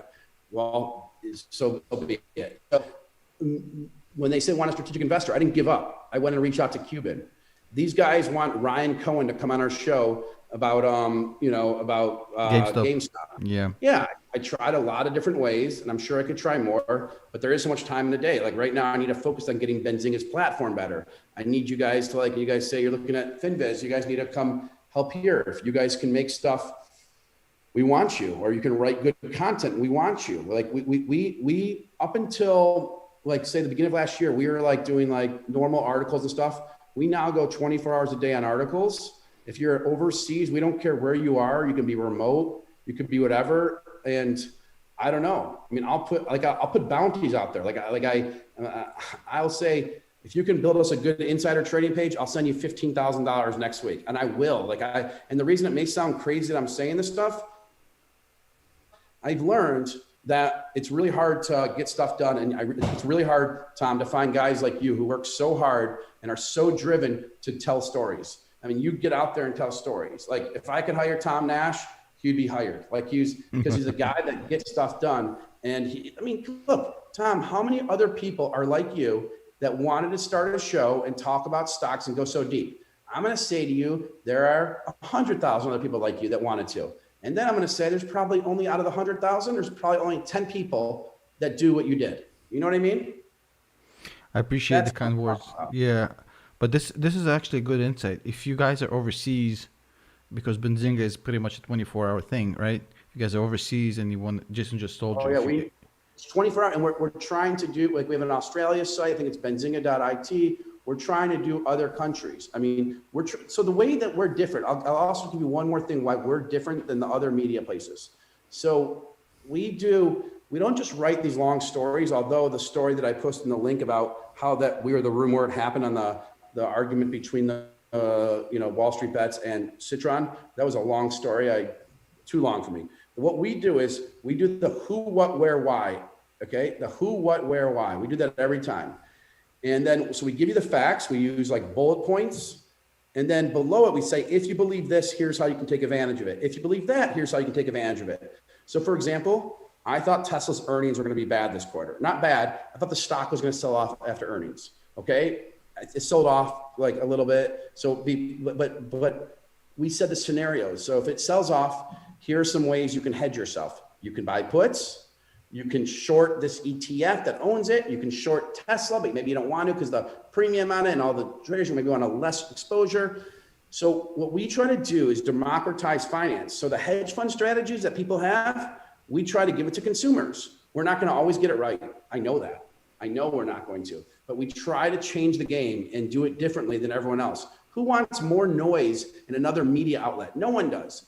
There's so much noise everywhere. And when I started Benzinga, the place I worked, they didn't want to look at Twitter at all. They didn't want to look at Twitter at all. And they said Twitter was terrible. It's a bunch of idiots putting stuff out. I had the exact same approach. I probably would still be at the other place, but I was like, Twitter is everything to me. There's a lot of smart people around the world. We have a cannabis product, Tom, run by Alan Brockstein, 420investor.com. And it is awesome. It's a guy that's in like Texas, and we send him big checks, and it's like we're partners on it.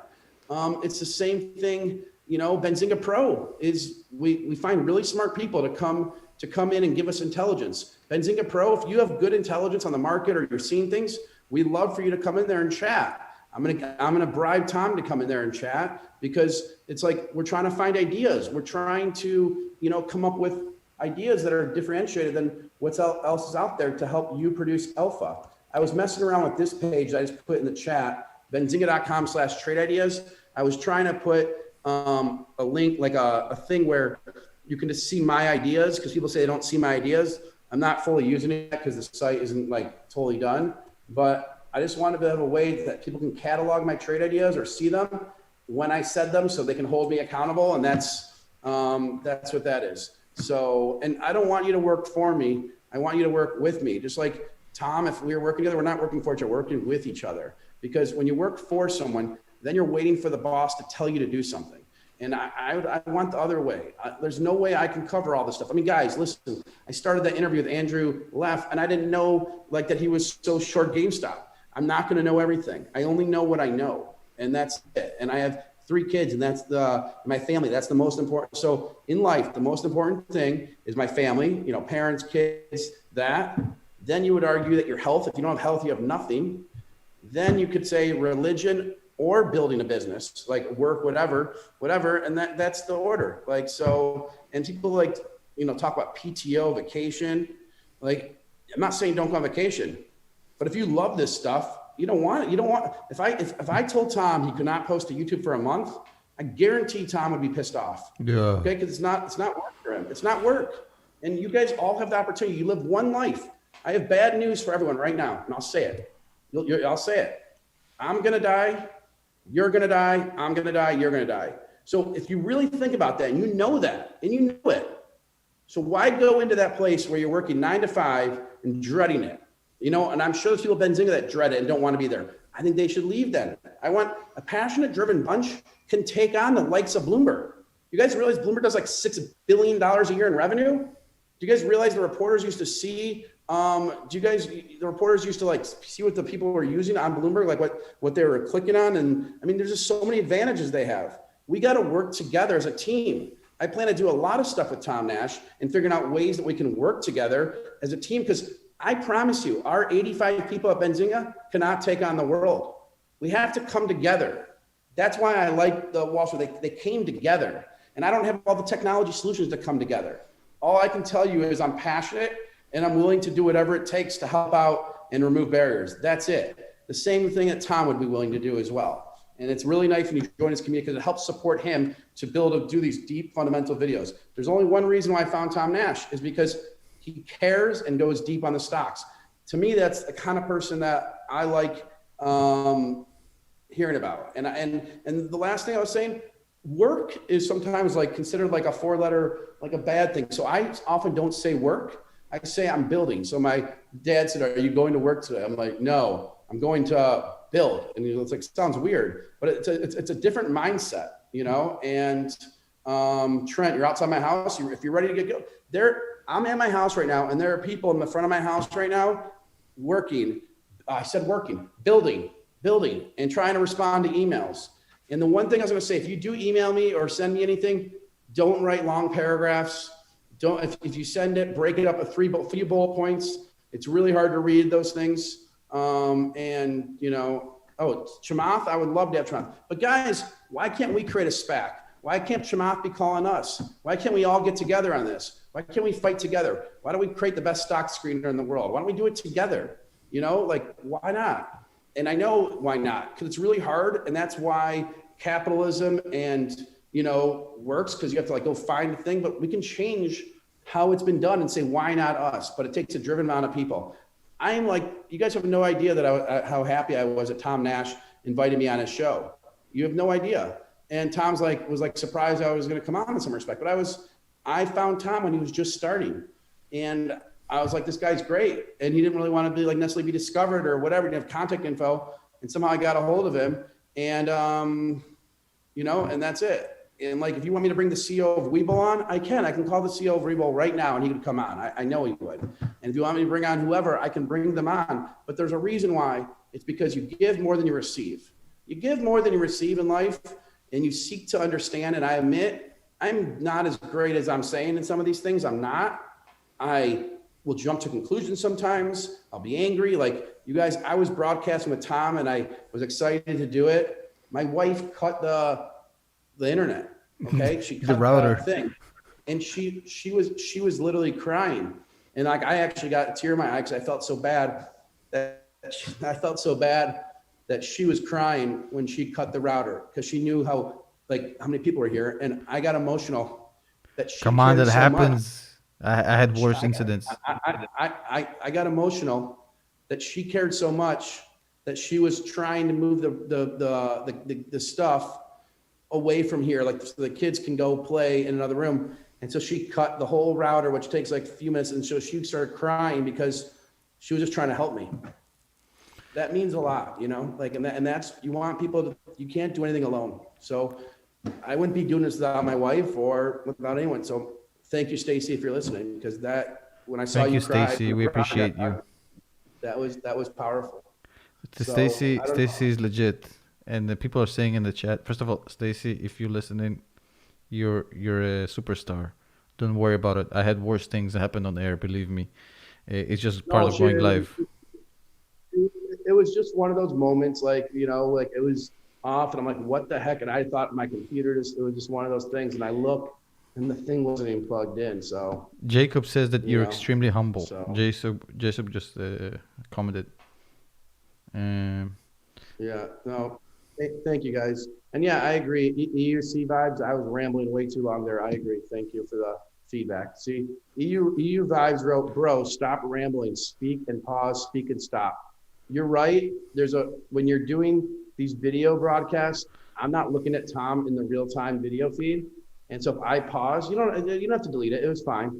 If I pause, it's Tom my may chat, start talking Jason. because he doesn't know. Okay. I didn't appreciate that. Yeah. So I sometimes when you're doing these things, guys, there's reasons for it. It's harder to pause because then the next person should I jump in or not? And so if you just it's harder, and I'm not looking at the video stuff right now. I just have the chat open. So hey, you got me to get emotional. I didn't get emotional about the not reading, but I got emotional about Stacy. I got some tears in the house. You got me on that. So that was good. I mean, that's genuine. You can't fake that shit. You can't fake that shit. I know. I bet you she didn't see it. I'll give her the minute mark. Ayan Yusuf says that Ayan Yusuf says that you inspire him. That's a powerful statement. Then that's good. That's all I want to do, guys. You guys may have any anxiety. You may be at home. You may think you're alone. You may think life isn't what you want it to be, and you're depressed. Just know there's tomorrow, and things will get better. The Larry thing is getting out of control. People are going crazy with the Larry. Larry, there's Larry. They wanted me to make Larry merch. Yeah, you should. We'll make Larry merch. We have a swag store, swag.benzinga.com. There's photos of my face, I think. Swag.benzinga.com. But and then you guys do me a favor and follow the Benzinga Twitter, because we're at 139,500 or something like that. It would be nice to get over 140. All right, I got a little surprise for you, Tom. Let's get it. I was about to ask you about Tesla, actually. So after that. Hindrance. Benzinga shows aren't live streamed on Twitch. I mean, that is a great question. Brent Slava was supposed to do that for this past week, but I don't know what happened to him. Okay, but here's the surprise. All right. I mean, it's not the CEO of Weeble, but something else. Okay. Hello, Mom? Mom? Hello? Yes. What did you want to say? Hi, Mrs. Raznick. About Miss Kent. Just keep it to Miss Kent, Mom. Okay. Mom, can you walk away from Dad? We can hear him in the background. So can you just go somewhere else? All right. Sorry for the delay. She doesn't, she doesn't know these phones. I mean, this is a real emotional. This is a real live moment right now. That doesn't happen on Benzinga Pro Hour. Here she is. Go ahead. I just wanted to say it was the most. He's not talking. Mom, go away from him. Go downstairs. Every time you talk, you keep stopping. Go downstairs. Okay. Can you hear me? Yes. Hear me now? Yes. Okay. I just want to say about Mrs. Kent. I just want to say regarding Mrs. Kent. Mom, you're hearing yourself in the house, and that's why you keep stopping and listening to yourself. Tell him to turn it off so you can just talk. You can listen later. Did you tell him to turn it off? Turn it off so you can just talk, okay? All right, hold on. We'll try one last time. Go ahead, Mom. Resource Center. And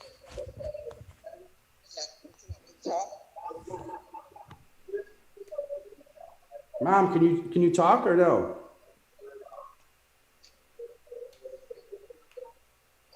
Okay. Yeah. Mom. Yeah. Okay.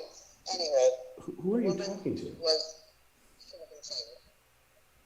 All right, I'm sorry. I tried to do it. She can't do it. Mom, you can't do it? By the way, never represent. Mom, can you do it or not? I saw your comment.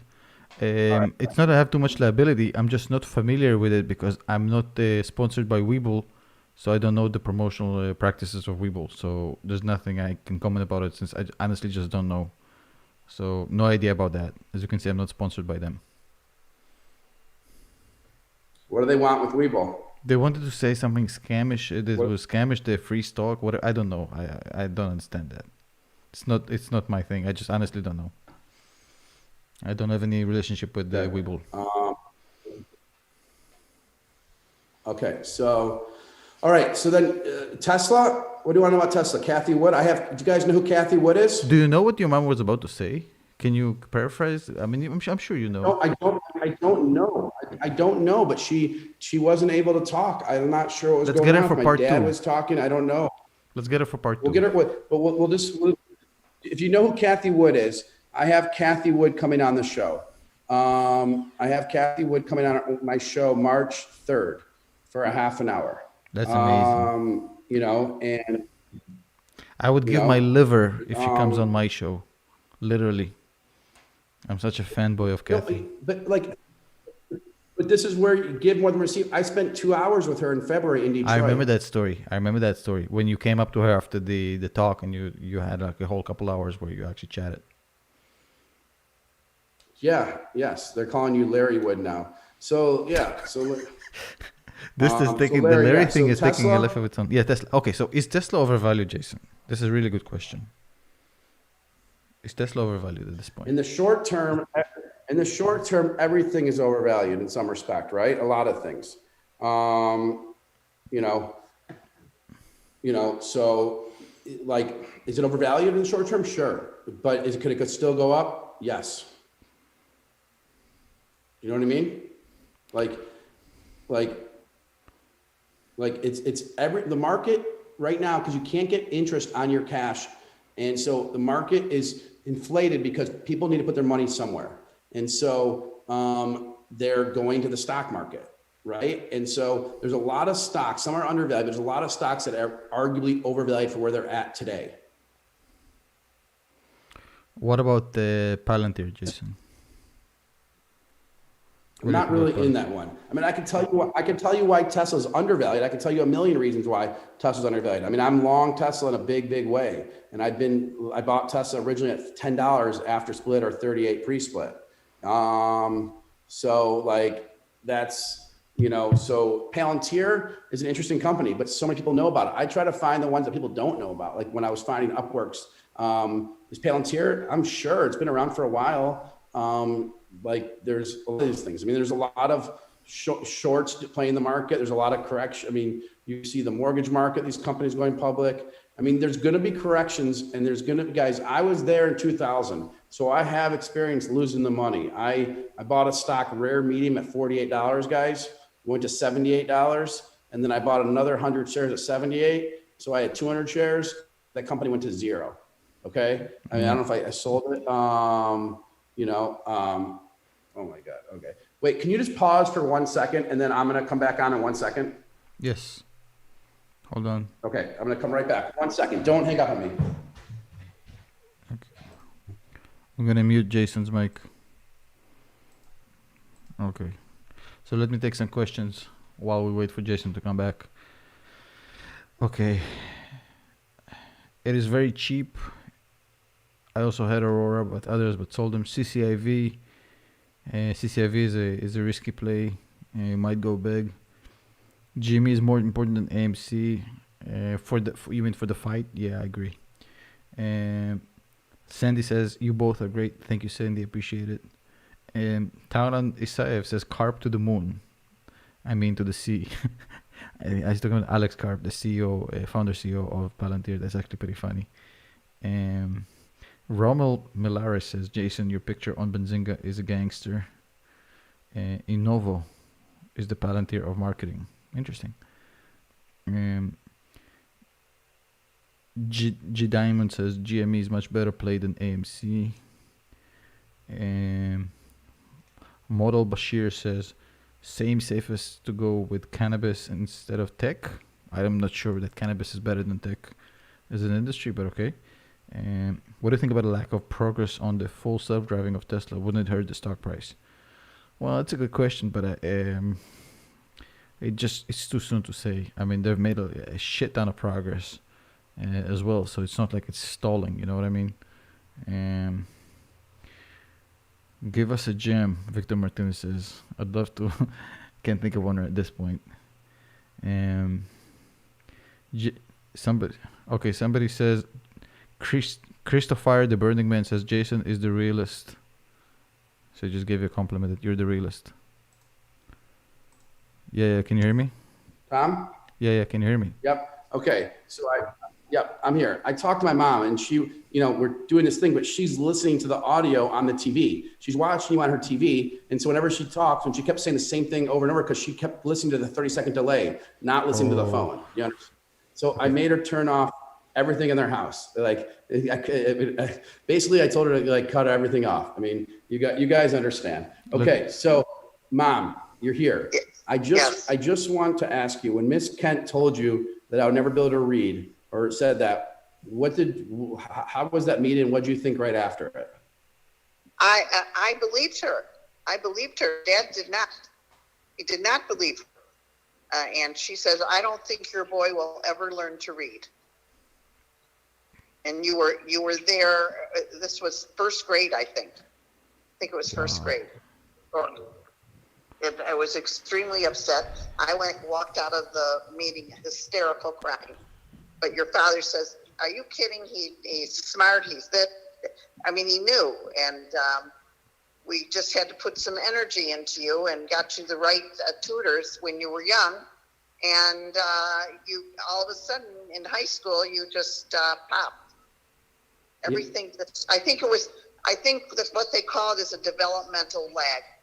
And that's what happened. You were slow to start.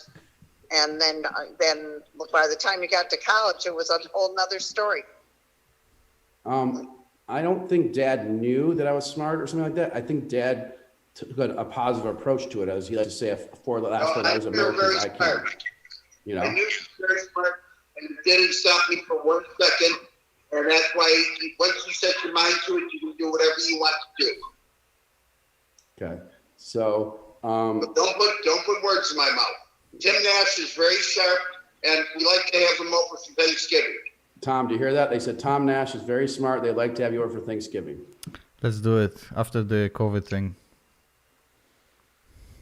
After the COVID thing. Let's get it. And tell Tom what I think about American. My dad likes to say my dad's yelling back. My dad likes to say the last four letters of of Americans I can. That's actually very good. I don't know what the last four letters of Russia is. SSA. Yeah. So that's USA. Very nice.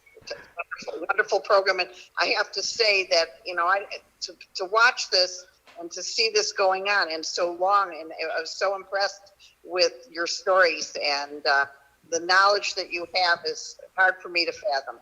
Well, Tom's channel, he has it's huge. Just to let you know, Michigan as well. Hey, Mrs. Raznick, I did, by the way. Mrs. Raznick, just so you know that my mom watches these things on the regular. I get text after it's over with feedback, if it was good or bad. So she watches my stuff also. So it's part of life. Yeah, a parent's always excited to see their child do whatever, be successful. And I don't know how we ever even fathomed this, but we always said to Jason, if you're not happy with what you were doing, and he felt that when he was 25, he felt that what he was doing and where he was working, that he could do it much better. And we said, well, you're young now. You should take the chance now. You had nothing, and it's worth trying on your own. It was a big gamble, but he took a step, and he knew he went after things and got himself office space and everything that was unbelievable. And then from there, it's just unbelievable what's happened. And it's all right, Mom. Okay. Thanks for coming on. Thank you, Mrs. Raznick. Thank you. Thank you. Have a good day. Okay, so yeah, we're in downtown Detroit. We have a big 60-foot stock ticker on the front of our building, 60-foot like wide. We reinvented the stock ticker with these graphics. Dan Gilbert, who owns the Cleveland Cavaliers and Rocket Mortgage, if you know Rocket Mortgage, RKT, and the Cleveland Cavaliers and whatever. He's an investor in Benzinga, and he helped redesign the new stock ticker. And that's, if you look at it in Detroit, I'll send you a photo, but it's like, so the stock ticker looks very, very different than any other stock ticker you'd see. It's colorful. It's not just like a boring little thing like you would see on most stock tickers. So anything Benzinga we do, we try to reinvent. We try to change it up a little bit. That's our goal as a company. So yeah, and then this guy, I'm the ex-SPA prophet. I gave Express Spas a pick when I was live. I bought it the day before, and the stock went up 150% while I was on air. And that was partly because they issued a press release while I was talking. People started accusing me of insider trade. And I wrote back like on LinkedIn, some guys like, be credible, at least admit it. I was like laughing. I wrote back to the guy, I'm like, I appreciate that you think I was insider trading. If I was insider trading, I don't think I'd go out publicly and say this stock, whatever. But like being accused of insider trading is like being accused if like you work out a lot and you're strong and so on, so you take steroids. Yeah. Like I bought the stock Express Spa because they hired a medical officer, and so I'm like, okay, they're at the airports, they can do corona tests. So that's why I bought it. And it just so happened 8 minutes after I started talking, they issue a press release that they're doing JFK. And it was so funny. At first, we thought it went up because I said it like that much, but it wasn't that. It was the next part. It was because of the press release. So, all right. Well, Tom, I don't know what else to talk about. Listen, Thanks I think for having me on. listen, before you go and wrap, you're like, what the hell? before we wrap this up, I prepared this for the wrap. Yep. But before we wrap it up, so here's what I want to tell you. I think that it was phenomenal. I don't know. Some people maybe liked it. Some people maybe didn't like it. I don't give a shit. It's my show. I love having your mom come in and talk about it. It was phenomenal. I think it was a real human moment. A router going out was hilarious. I didn't know it has such an impactful moment on your end, but we all laughed about it. You getting assassinated by the CIA or the SEC or the DDoS, and I mean it was a phenomenally funny moment. However, jokes aside, I think you dropped some real knowledge bombs here, and it was really interesting to get your perspective on this whole situation, which is kind of a more balanced news source kind of approach to it, because we had the hedge fund guy, we had Will, and now it's the actual people who delivered the realest news on the internet about stock market, which is my opinion, Benzinga. I don't go to mainstream media anymore unless I want to laugh and have some memes. So I think you dropped a lot of knowledge here. The response from the audience was amazing, as you just saw in the comments. I mean, I don't have to tell you more than that. No, I appreciate that. I just got really angry though. So on Benzinga's Twitter, there's one word that drives me crazy. People spell it wrong, and they do it all the time. But and if you Google it, Buffett. Everyone spells Buffett. Spells it wrong. And Benzinga, it's an interview question. Every interview I do, I ask how you spell Buffett, and it's 2 T's. And the way to remember it is he's a billionaire, he needs extra T. But on our Twitter right now, we literally, it's someone tweeted something. These Warren Buffett essays are going to teach me a lot about investing. And there's 1 T. I don't know if this is Aaron Bry just now, but it has me up in arms right now because it's like my one interview question. And by the way, everyone spells it wrong. So if you read the New York Times, you'll see Buffett's name spelled wrong. So remember, Jimmy Buffett and Warren Buffett, maybe they're really rich. They need an extra T. Extra T. And I can't believe it's wrong on our Twitter feed right now. And I'm like going crazy. But back to what you said. Thank you. I hope people got something out of it. I think people loved it. They were telling me to shut up, man. Tom, let him speak. Pretty much most of the comments. Oh my God, this guy Red Fox did 1 T. Oh my God, if you guys really want to get me, send me an email and put 1 T. And there's one other thing. Oh yeah, just write one big long paragraph. I'll just delete. I won't see it. But they're like, why are your parents on? I don't know. I just thought this was why not? It was phenomenal, bro. What do you mean why? And if you want to hear my TED Talk, just Google or YouTube Jason Raznick TED Talk. They did have the wrong presentation in for me, which made me just on the go. And, by the way, I used to do like Fast Money. I used to go on CNBC a lot in the mornings, like all that stuff. So like all these things, like there's a lot more to the story and things on the back end that we can talk about later. But you guys, make sure you join as a member of Tom Nash. You check out Benzinga Pro. And if you're really good and you're working somewhere else and you don't like it and you're a doer, Luke here needs you. Luke needs a right-hand person. If you know operation, there's a lot of holes. There's a lot of holes and opportunities at our company that we need to fill. And the hardest thing is to review resumes and stuff. So the easiest thing is to write 5 bullet points on something you've done in the past and what you could do here. I mean, that's the easiest way to like present yourself. And that's to anyone. Any job you guys want, that's the resume. It's helpful, but like show them what you think you can do, and it'll make sense. And appreciate Nokia. A lot of people are buying Nokia for. Oh my God, they're doing the 1T and 1R. You're killing me, Warren Buffett. So they're just trying to trigger you, Jason. Ignore the chat. I know. So Nokia, there's a lot of people excited about Nokia. I got rid of my knock and okay. I have my AMC. I got my Tootsie Roll, cotton candy, sweet and go, Tootsie Roll. I got that. I have my AMC and I have my GME. Those are the stocks I have, guys. Those are the stocks I have. I have a lot more stocks. I have like 70 stocks. I own lithium. I'm all about lithium. I don't own Workhorse, but I'm a stock nut. Like when I worked for the street, I could go up against Jim Cramer on any stock. I could tell you the little story on each stock. I am a stock nut. Nowadays, I'm not as much of a stock nut. I know the companies that I know, but now I have to build Benzinga. That's my core focus is building Benzinga. It's not trading, but there's certain stocks that I go really deep on. Like when I did Upwork, went really deep, so, and yeah, I'm with you guys. I love it. And I own some crypto. I own crypto. My friend is the CEO of Voyager, so I own that company stock. It's like on the OTC and Canadian. I own that. Discount for Benzinga Pro. If you email VIPaccounts@benzinga.com, I'll put it in the chat. Just tell them Raz said that you'll get a discount. VIPaccounts@benzinga. Tom Nash Raz. Say Tom Nash Raz, and you'll get a discount. Thank you for the $50, Casey. I'm donating that right to you or to Tom Nash. It's Yo, Casey, don't super chat so much. Just save your money. Come on, chill. They want to make sure you can pay your rent. Oh, IPOE, I own too. I own IPOE because of SoFi.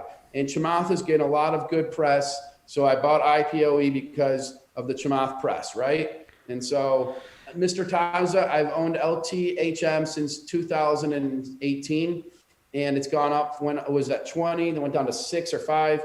Now it's back at 20 and went to 24. I just sold half my position on Friday in lithium. I've been lowering my exposure to the markets the last 3 weeks, just a little bit or a medium bit, because I know there's going to be another big opportunity to go after. And I want to be ready, and I don't want to be as exposed. I haven't sold Tesla since I bought it at 38. Last week was the first week before earnings. I sold Tesla and bought puts. I still own it. It's 40% of my portfolio, but prior it was 60%. So yeah, we got to get Chamath on Tom's show, my show, whatever it is. Tom, Thank you for having me on. You're a mensch. You're a good man, and Same appreciate to you, it. Yes, I own SLV. I love silver. I'm not selling silver. I'm going to own SLV until my hair is fully white. Okay. So I'm a stock nut. That's what I wanted to tell you. If you want to have a nickname for me, we got Larry, and you can call me Jason the Stock Nut, Benzinga, Raznick, whatever. Just don't call him Jason Raznick with an E like I did. Yeah. No, you did an S. You didn't do an E. You did an S. So E and S. No, I did. I had.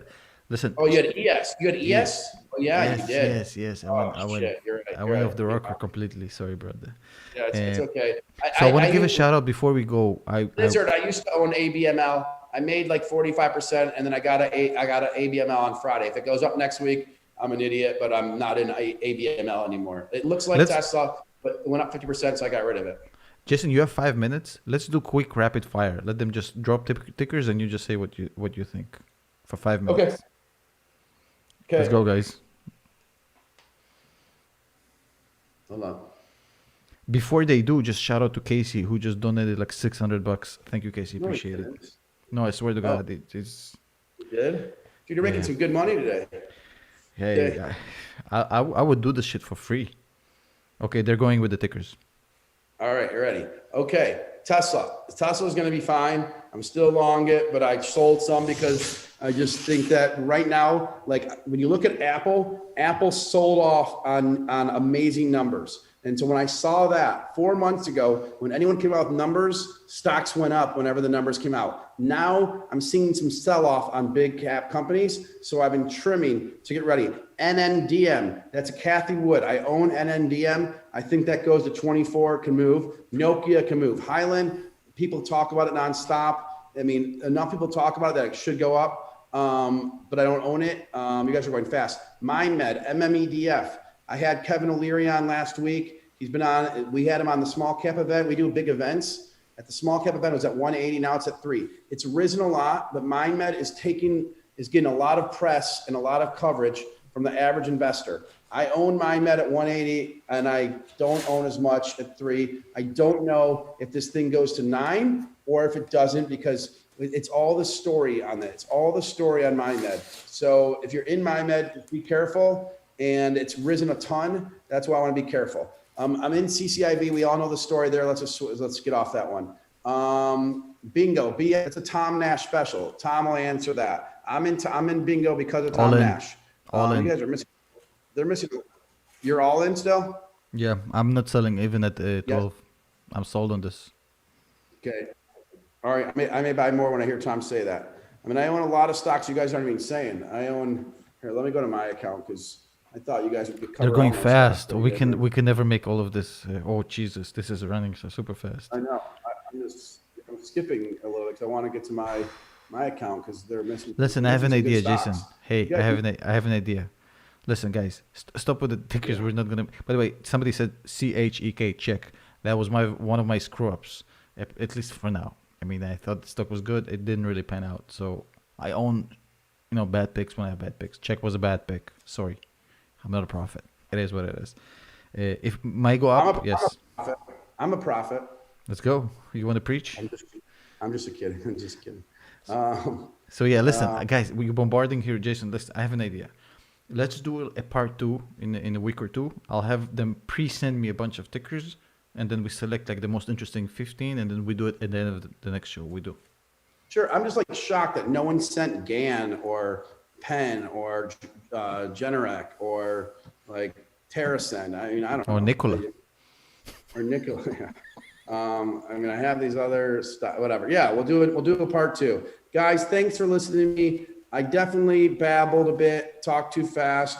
Hopefully there was something you got out of it. Maybe some lives will be impacted and you got inspired and can do something with it. Maybe you want to write for Benzinga and you can write 30 articles a day, just giving news updates, or you could do something else, or you have a developer friend that can build, FinBiz or whatever. I don't know. We have 20 developers, but we need new blood, new design. We need designers, whatever it is, because I want to change how people get information. I want to show Tom Nash live in our video every single day, and not to be mixed up with all these other YouTube videos. I mean, because you guys, one thing about all these YouTube people and all these Discord groups, you don't know people's vested interest sometimes.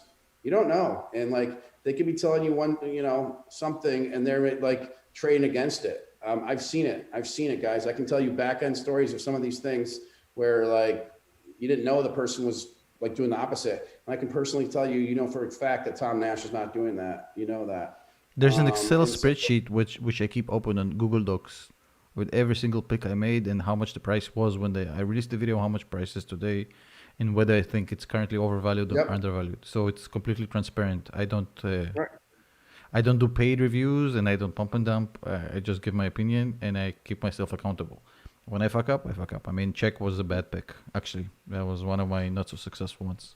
Maybe it will bounce back, but at this point, Czech.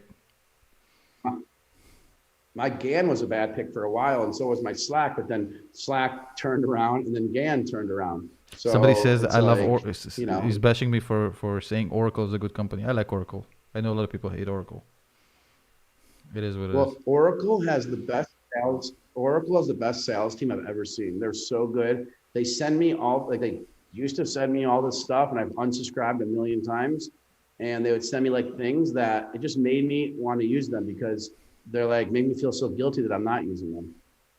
You know? They're really good at creating Like that's B2B the- relationships. They're really good at creating and managing relationships. I mean, Oracle, you can say whatever you want about Larry, like the original Larry, not me. I mean, there's a lot of people who have issues with the company. I think they have a great margins and they're really good at maintaining clients, Yeah, which I is mean- something I really like.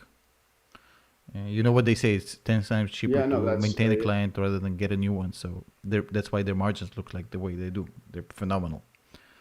Their EBITDA is insane. So a lot of guys here like, why do you guys like CTRX so much? Hey, What's- before what are we the check off, CTRX? Jason, I'm gonna give them the same rule I gave them when Yeah. Patrick was here yesterday or 2 days ago. I told him that if the video hits 3,000 likes, we'll do part 2. And Patrick hit 4,000 likes. So if you like Jason, hit the like button. You know, if we get to 3,000, we're gonna do part 2. I think Jason wants to beat Patrick for the number of likes, so you might want to go over 4. Let's see what you can do. Yeah. I have this thing for the rap. Yeah. You Can you ready? guys help? You guys help me out. Okay. So, yep, it was good. It was good doing this, guys. Check out Benzinga.com, Benzinga Pro, our YouTube channel, which is Benzinga. And thank you for having me on. You're a good man, Tom Nash. And you guys know how to reach out to me. And Jumaya, I own Jumaya. That was a Chris Kaji special. Bought it at 36. I own Jumaya, and I'm not selling. And Ford, I own Ford. I'm in Detroit. I'm in that because of with that car that's coming out, whatever it is, the one that not OJ was in, but someone, whatever. I own Ford. The All right. Mac, the Peace Mac. out. You talking about the Mac, Mac E? Nope. Which car? Ford. I'm They getting have the curious. truck. The truck. Oh, the truck. I The know. electric So I own truck. it. No, not. No. I mean, yeah, but Ford. Which one? There's only one Ford truck Bronco. I am aware of. Bronco. It's, Oh, the Bronco. it's not a truck. It's It's an not out SUV. yet. There's- It's an SUV, Jason. okay, fine. That's what It's I got my terms wrong. What am I tell you? Bronco in the I'm a Tesla 90s. guy. I have Listen, like when we were kids, My- like my- Bronco was my- the shit. Like the car. You remember I OJ know. had it. And my lease. Yep, that's what I was going to say, OJ. But and my lease is up right now, and so I have to get a new car. I think I'm getting a Tesla again, but I'm just not sure yet. We'll see. How can you go wrong with a Tesla? We'll see. It's Oh, yeah. cheaper, it's faster, it's more convenient, it doesn't break down, it's good for the environment. It's just a classic car. Yeah, And it pretty yeah, much but maybe drives Ford's itself. listening to this. I mean, it's drives itself pretty much at Maybe this Ford. point. I know I don't drive. I think just Ford throw are a my decade car and it away. takes- I'm sorry to say this for somebody from, I mean, Ford is far, as far as electric vehicles, they're too far away. It's going to be an uphill I hear climb you. for them. And the biggest thing, so when I bought Tesla way back when, my dad's best friend was like, Jason, it's the worst thing ever. And I said to him, there's 60% less parts. So they don't have to have all the service. And he's like, didn't believe me. And then later he No did. dealerships. Exactly. So now the other car companies, Ford, Chrysler, GM, they have all these dealerships and they make money on service. So they're not motivated to do electric. They're not. It fucks up their whole model. So they're literally not doing electric. And then they're doing it now because they have to. But they didn't do it 5 years ago because it messes up their whole model. That's the story. Yeah. I agree know with what that I'm 100%. Let's save it for part 2. I can think of 10 different things to talk with you on the second follow-up video. Yeah. I think they want to. Michigan, you have to go to Ohio if you want to lease a Tesla. If you buy it, they'll deliver it. So I'll probably lease because I don't want to deal with buying it because I'll never get rid of it. And the last car I bought, I kept to like 500,000 miles and it broke down. I had to get transmission. So I like leasing, even though that's not the financial, it doesn't make sense to, but I just don't want to think about stuff. That's it. That I don't like that if I can't impact the outcome, I don't want to think about it. So Marmill, thank you. Marmill is an old friend of mine. All right, guys, thanks again. Thanks for having me on. I'm going to go give Stacy a hug for, being emotional on the router thing coming out. And I will talk to you guys later. Thanks again. Much love. Peace and love.